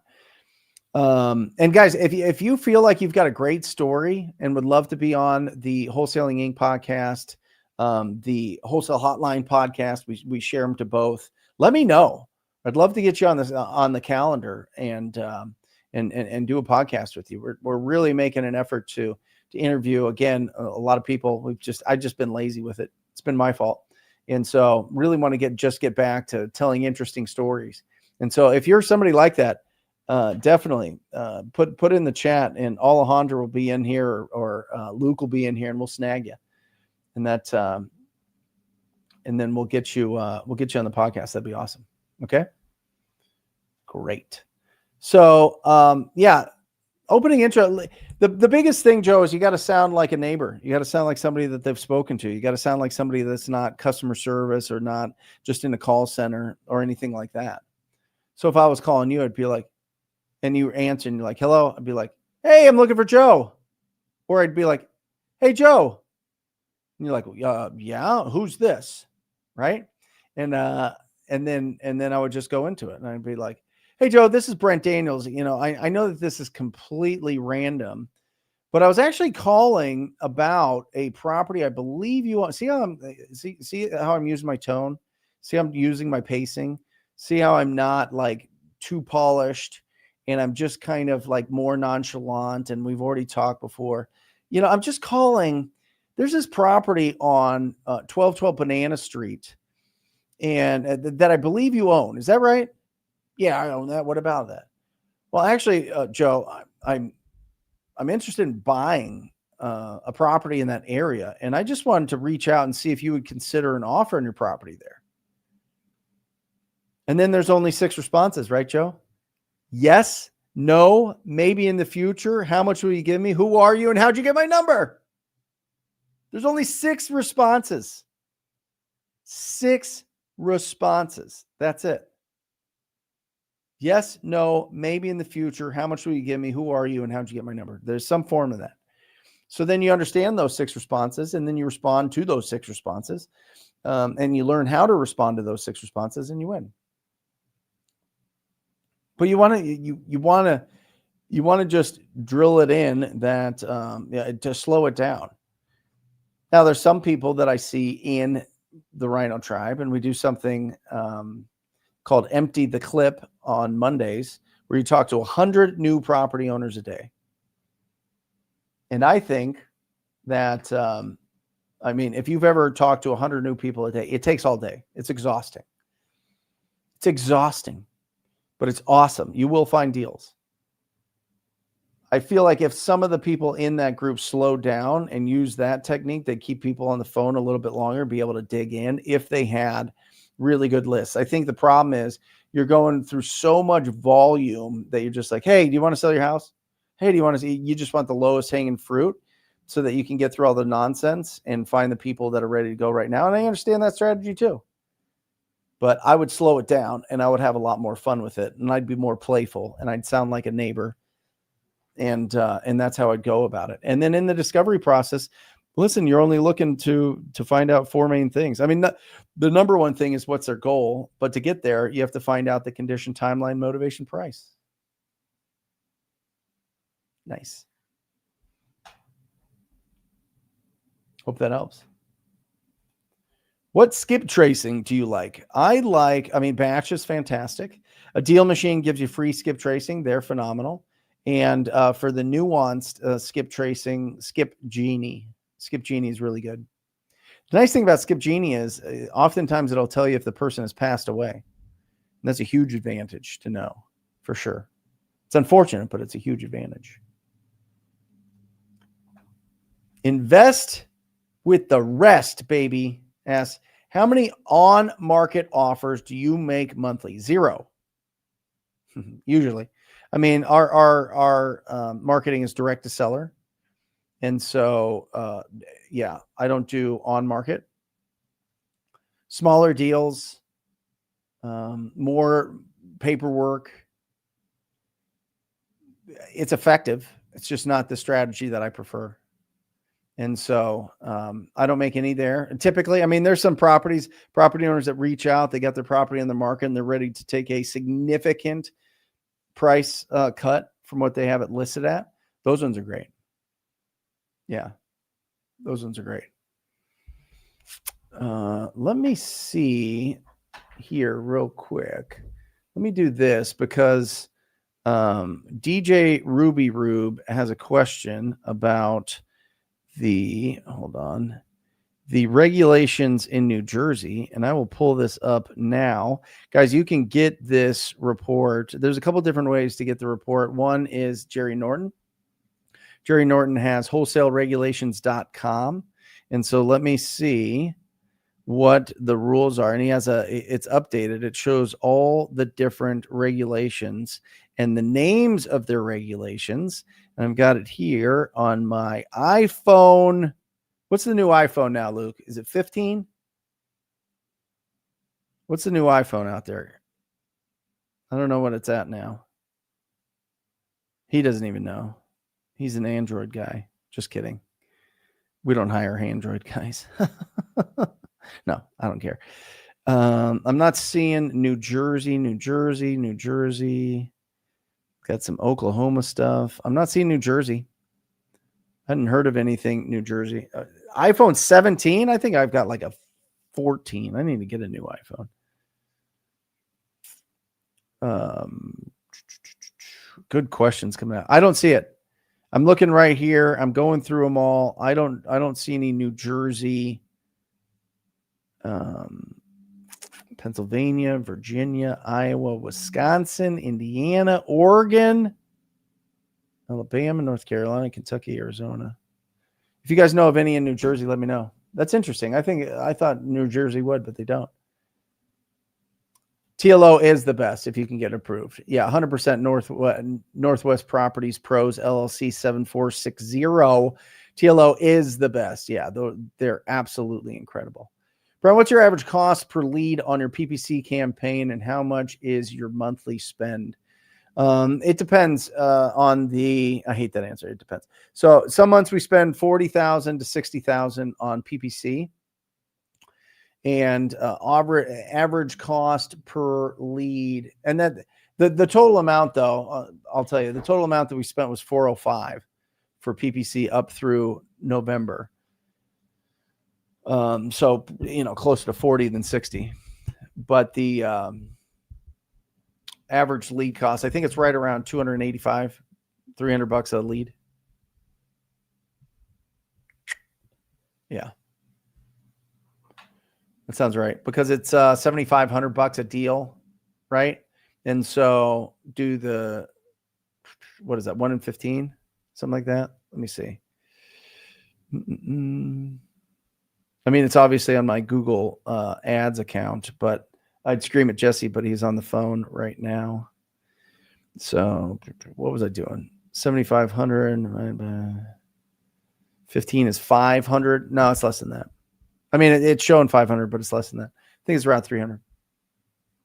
So maybe it's more like 1 in 20 in the closings.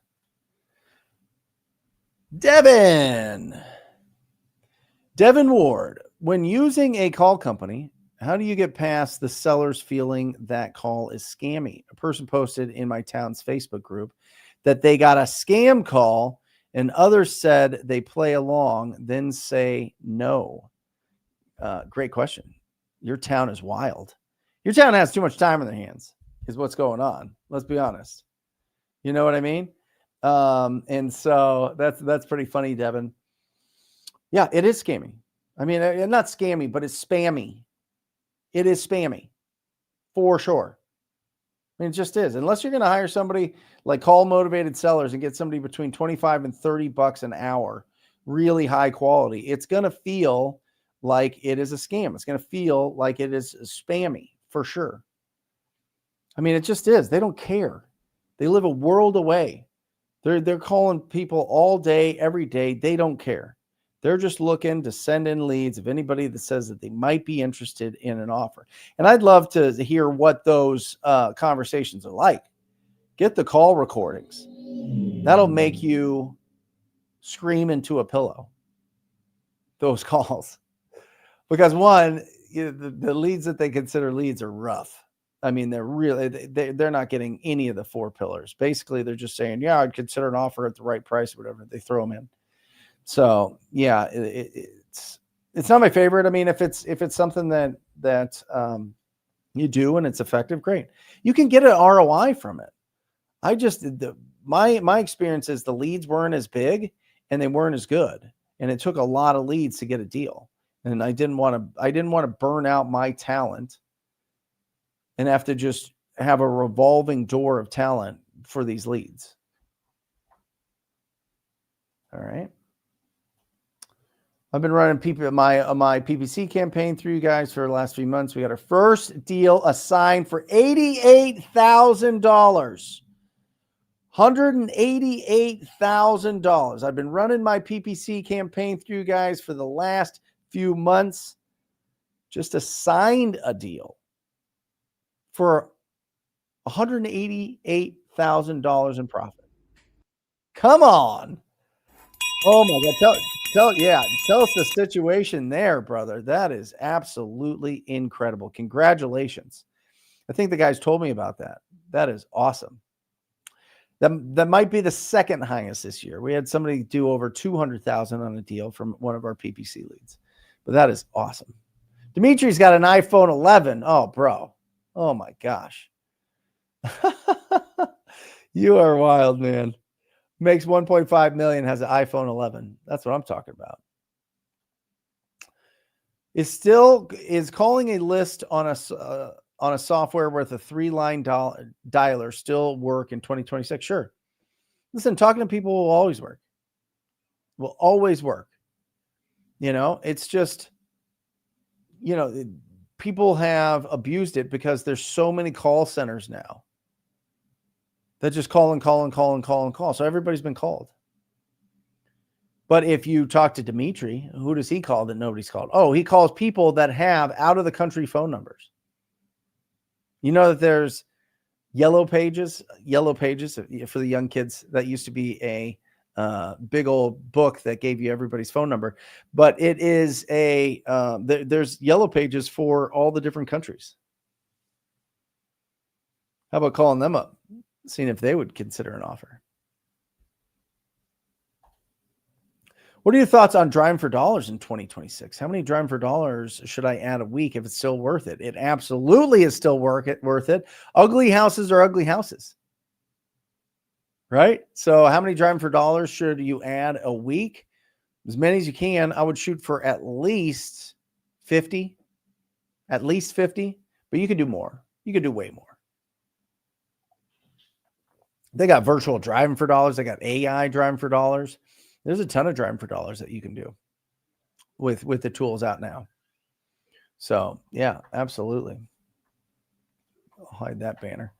There you go. So yeah, get after those driving for dollars lists for sure. All right. Good. All right. Got through those questions. I'm going to go more into this. Okay. So we know all about that. Now let's talk about, let's get this one.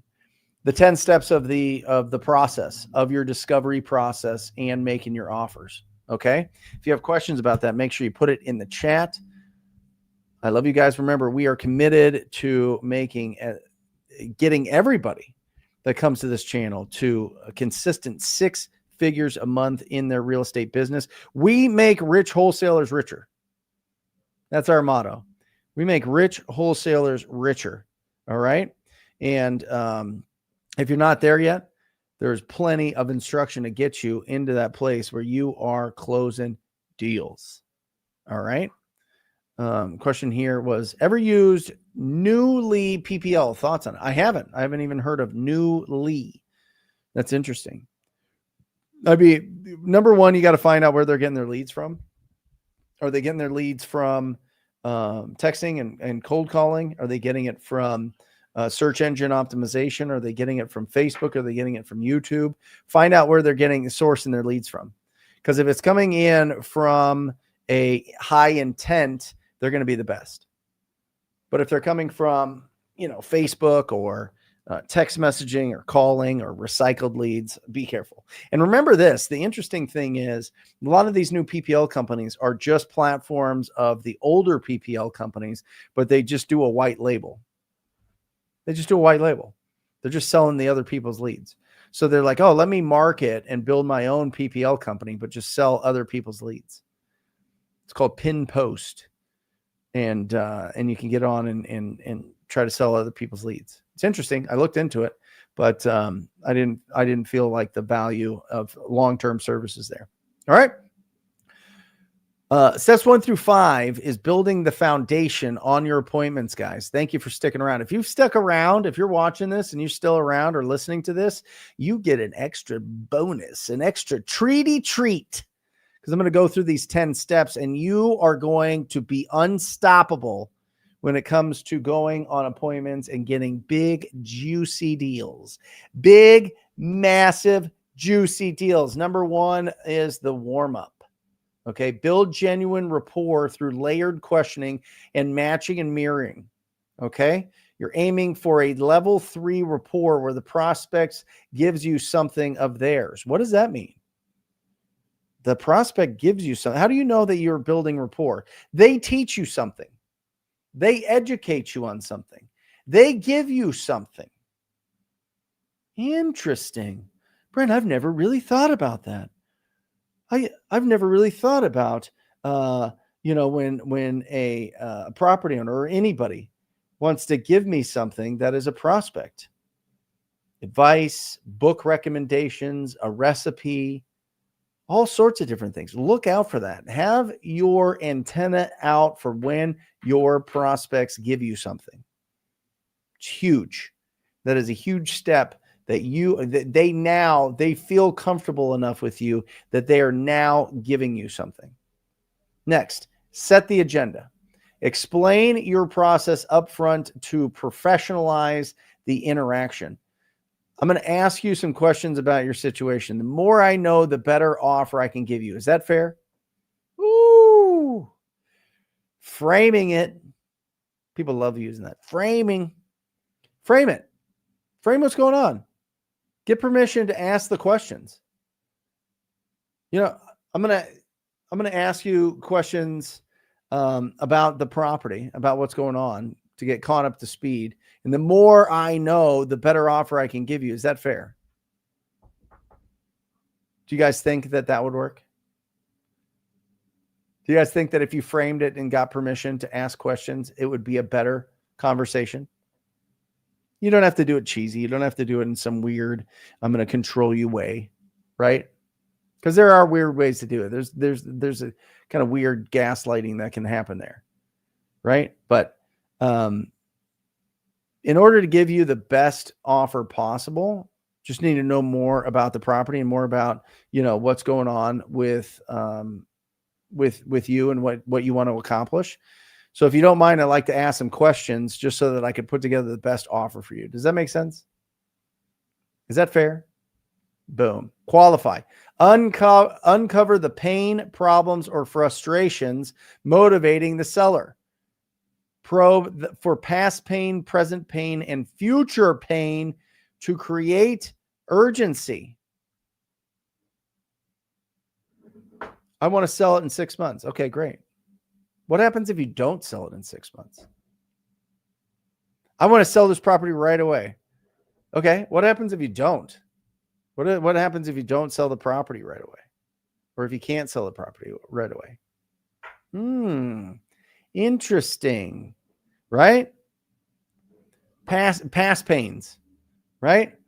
This happens all the time with retired landlords. This happens all the time with inherited properties. Holy cow. My brother is an asshole. We all hate him. All right. He gets a piece of this and he has to sign off on the sale of this. My tenant destroyed this property. They were great for a while, and then this and this and this, or the roof got a hole in it in 1998 and we never fixed it. Whatever. Figure out what the pain is. Past pain, current pain, future pain. Okay. Identify the decision maker. Okay. Who's actually making the decision? And whoever's making the decision, you got to get them all involved. If there's an attorney involved, if there is a real estate agent involved, if there's a cousin or an aunt or a brother or a sister or a parent or a grandparent who is involved with making this decision, you got to make sure that you get them all involved. Because nothing's worse than getting all the way to the finish line and you're ready to go. You've signed on the dotted line of this purchase agreement and they won't sign because they need to get reviewed by somebody. You know, it's a decision maker that comes up all the time. God, right? I need to pray on it. Okay. Well, let's pray together. Okay. Let's, will you pray on it before I come out? And if what I say makes sense and you like the terms, you like the price, you like me, you prayed on it, is there anything stopping us from moving forward when I come out today at 1:00? Nope. Okay, great. And then get commitments. Define specific, tangible action steps with concrete timelines. Never leave a conversation open-ended. Never leave it open-ended. Right? Okay, I'm going to go back. I'm going to do research. I'm going to come up with an offer price. And I'm going to call you back today at 1:00. I'm going to call you back today at 2:00. Does that work for you? Yes. Okay, great. And you said you wanted to sell this property by the 15th. Is that right? Yes. What happens if it doesn't sell on the 15th? I don't know. Okay. Is there anything that would happen if it doesn't sell on the 15th? What's magical about the 15th? Specific, tangible action steps. Boom. Number 6, closing the deal. Calculate your offer. Do you see, guys? This is important.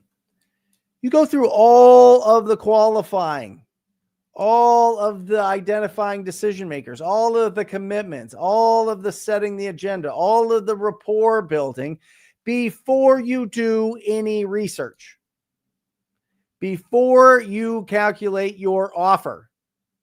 People want to go in and do all of these things before you even have I have students and I have people reach out on Instagram and YouTube and they go, Brent, what would you offer property?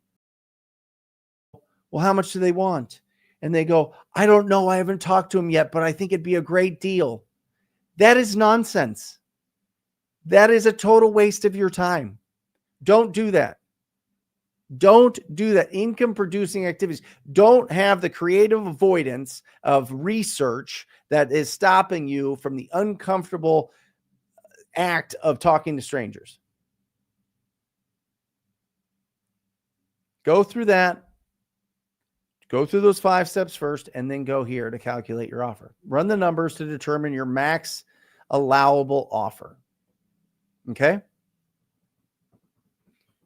And listen for buying questions that indicate high motivation.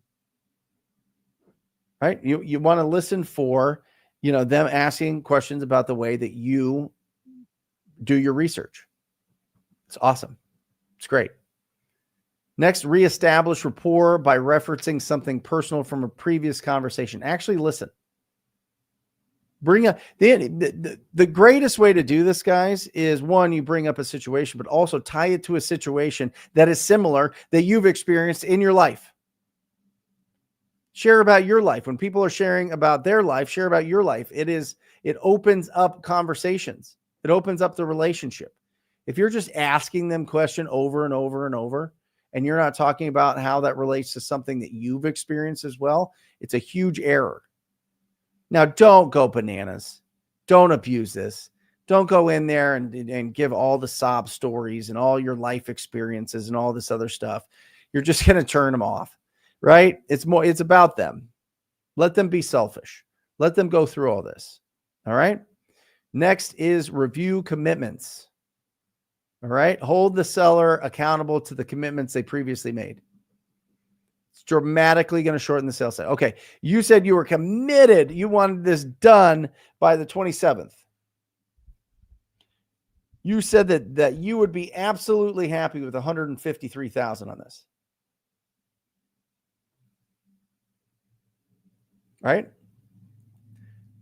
Make sure that you said that once you got signed off by the attorney, you were ready to go. All right.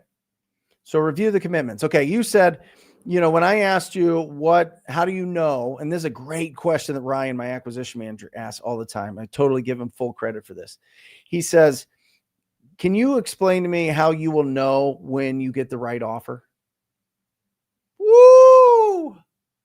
How many times, guys?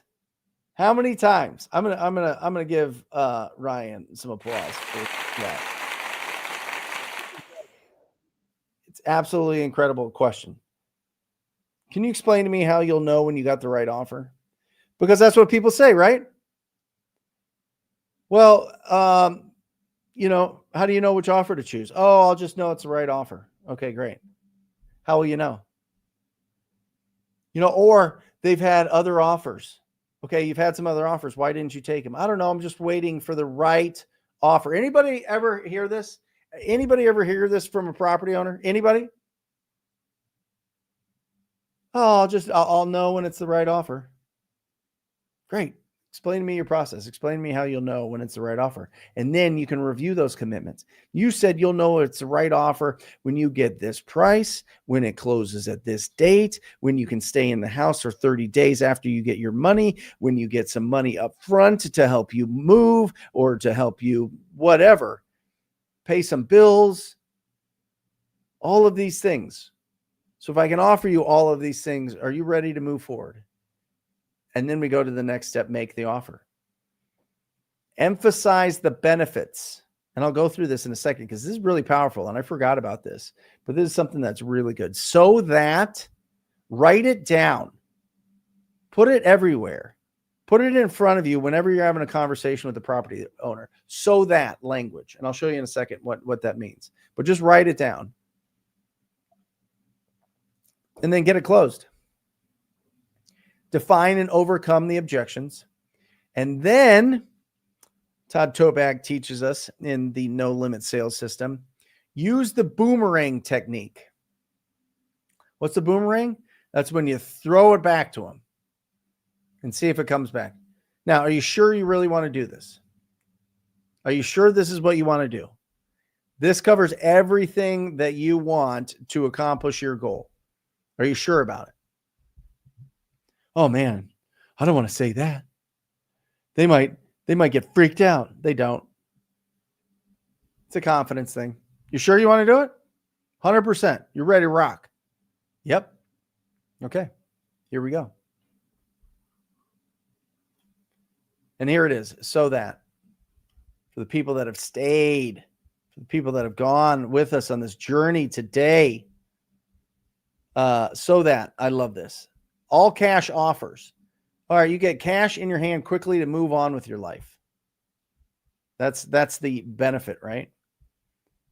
What if I could give you all cash offer so that you could have cash in your hand in the next week? Buying as is. Benefit. You don't have to spend your weekends or money fixing the property. We'll buy your house as is so that you don't have to lift a finger or spend a dime on repairs. Benefit-driven language. Benefit-driven language. I'll buy it as is so that you don't have to do anything to this property. You don't have to put another dime into it. We buy as is. We buy as is. I'm a robot. We buy as is. No benefit. Come on. Benefit-driven language. We'll handle the tenant. Yeah, we'll take care of the tenant. Bebop, bop, bop. We'll take care of the tenant. How about we handle the tenants for you so that you can avoid the confrontation and legal fees? Benefits, not features. It's a feature that it's a cash as is. It's a feature to handle tenants. It's a feature to give them 30-day post-possession. Yeah, we can give you a post-possession so that you can take your time moving out of the property and you'll have all your money and make it as smooth as possible. Stop. Just rely. It's cash. It's as is. We could close fast. Right? Use benefit-driven language. Benefit-driven language. That's where it's at. All right. All right, guys. That is that presentation. We have a couple more questions here. Thanks for participating. Should I establish an LLC before closing any deal or getting anything on paper? Yeah, sure. Why not? Doesn't take much to set up an LLC. I mean, I think you could go on LegalZoom and just click a few buttons and file things. Now, obviously, if you know, once you're going and rocking and rolling, make sure that you have, you know, your CPA look at your LLC so that you know what you can write off and the way that it's getting taxed and all those things. That'll be good. But yeah, I mean, set up an LLC for sure. I think everybody should. Everybody in the world.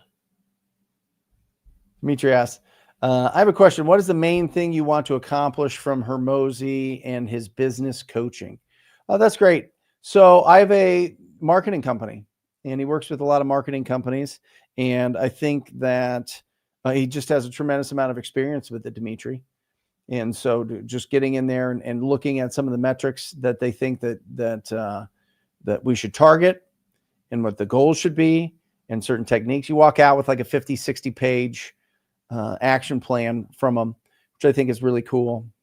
So we'll see. The other thing is I listen to it a lot and I watch it a lot, and I want to go into the environment and I can sniff out whether things are legit or not. So there's a curiosity factor to it, Dimitri. There's also just, there's a lot of things that I don't know, and I want to see if they do know, and I'm willing to pay for that. Also, the people there you have to be really successful to even go there. Right. And so being around, they kind of segment you into the size businesses that you have, which I think is really cool. And so you get to meet with people that do that and have big businesses. And I think that's what you got to do. I think in life, you start out and you're just a little seed in a styrofoam cup as an entrepreneur. And then you grow and your roots get healthier and you need to put yourself into a bigger pot. So you pluck yourself out of that and put it into a bigger pot. And then you just got to continue doing that. And if you want a big, strong, robust business, you got to keep repotting yourself. Yeah. Woo. I don't know, Brandon. Mitchell's hitting me with the deep stuff. What is your 10-year goal?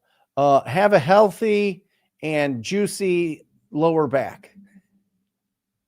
I mean, I'm 44, so that's one of them up there. My back is in great shape right now, but I mean, from a business-wise standpoint, I don't know. I usually do better with daily goals, weekly goals, monthly goals, yearly goals.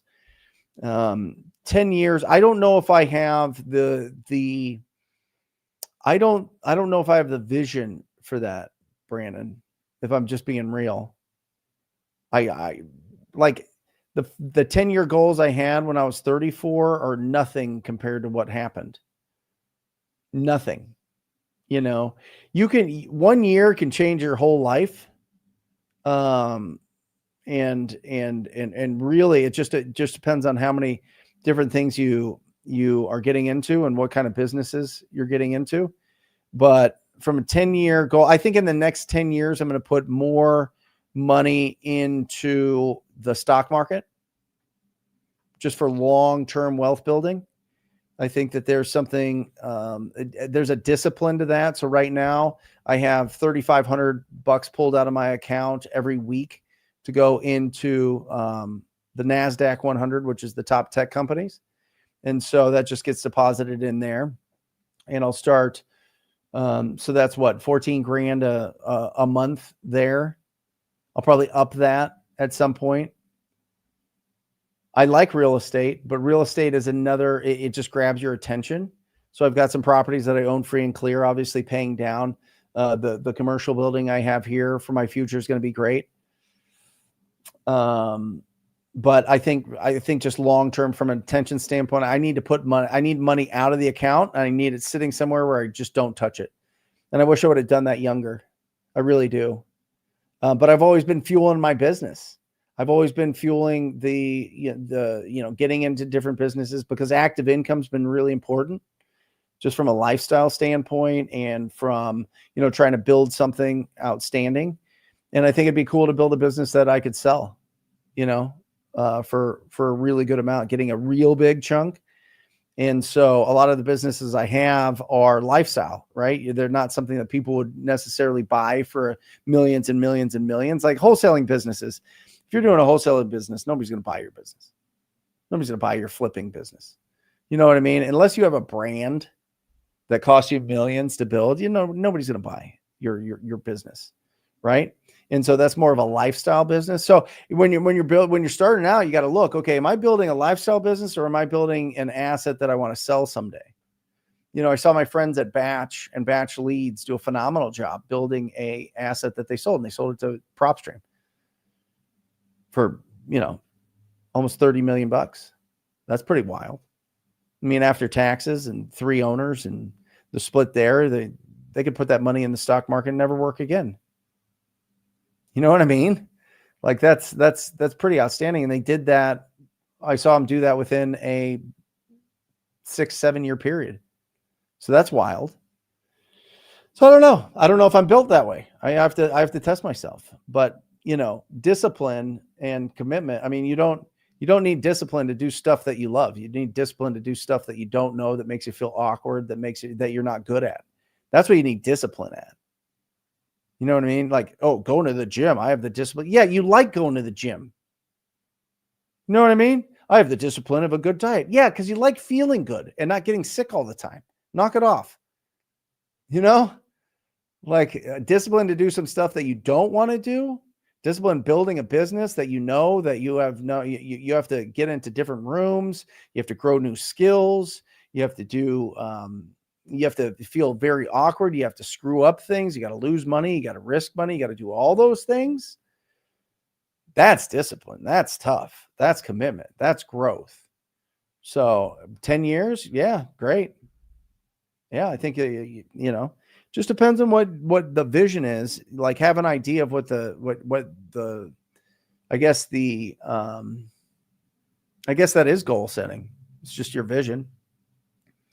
So yeah, in the next 10 years, I'd like to have a exit of a business, for, 20 million bucks plus.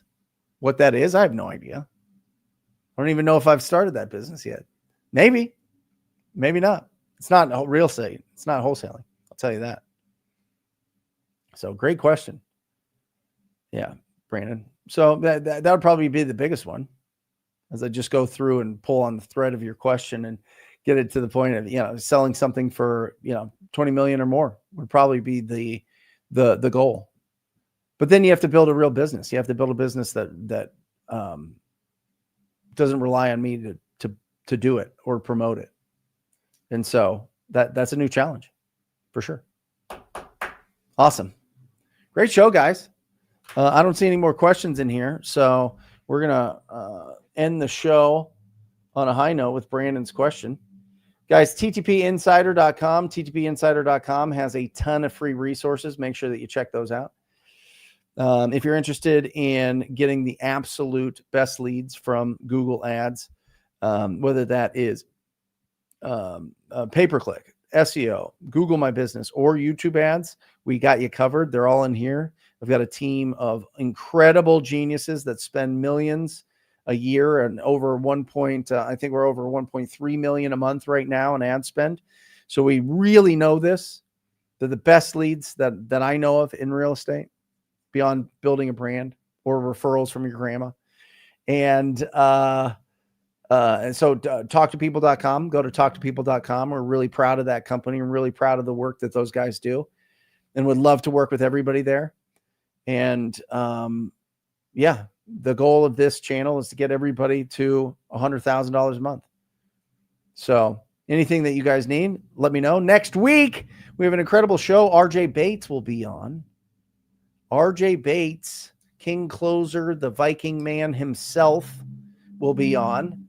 And I'm going to really dig into his business and see what the metrics are there and see what he sees in 2026. He's been phenomenal for this industry. He's been a phenomenal friend to me, a phenomenal friend to this channel. And so he will be on. Do not miss that. We've got some incredible podcasts dropping. So if you are not subscribed, make sure that you subscribe. If you got value out of this, hit the like button. I think that still matters to YouTube. And with that, sign off as I always do, with 3 main pieces of advice. Number 1, keep your house clean. Keep your house clean.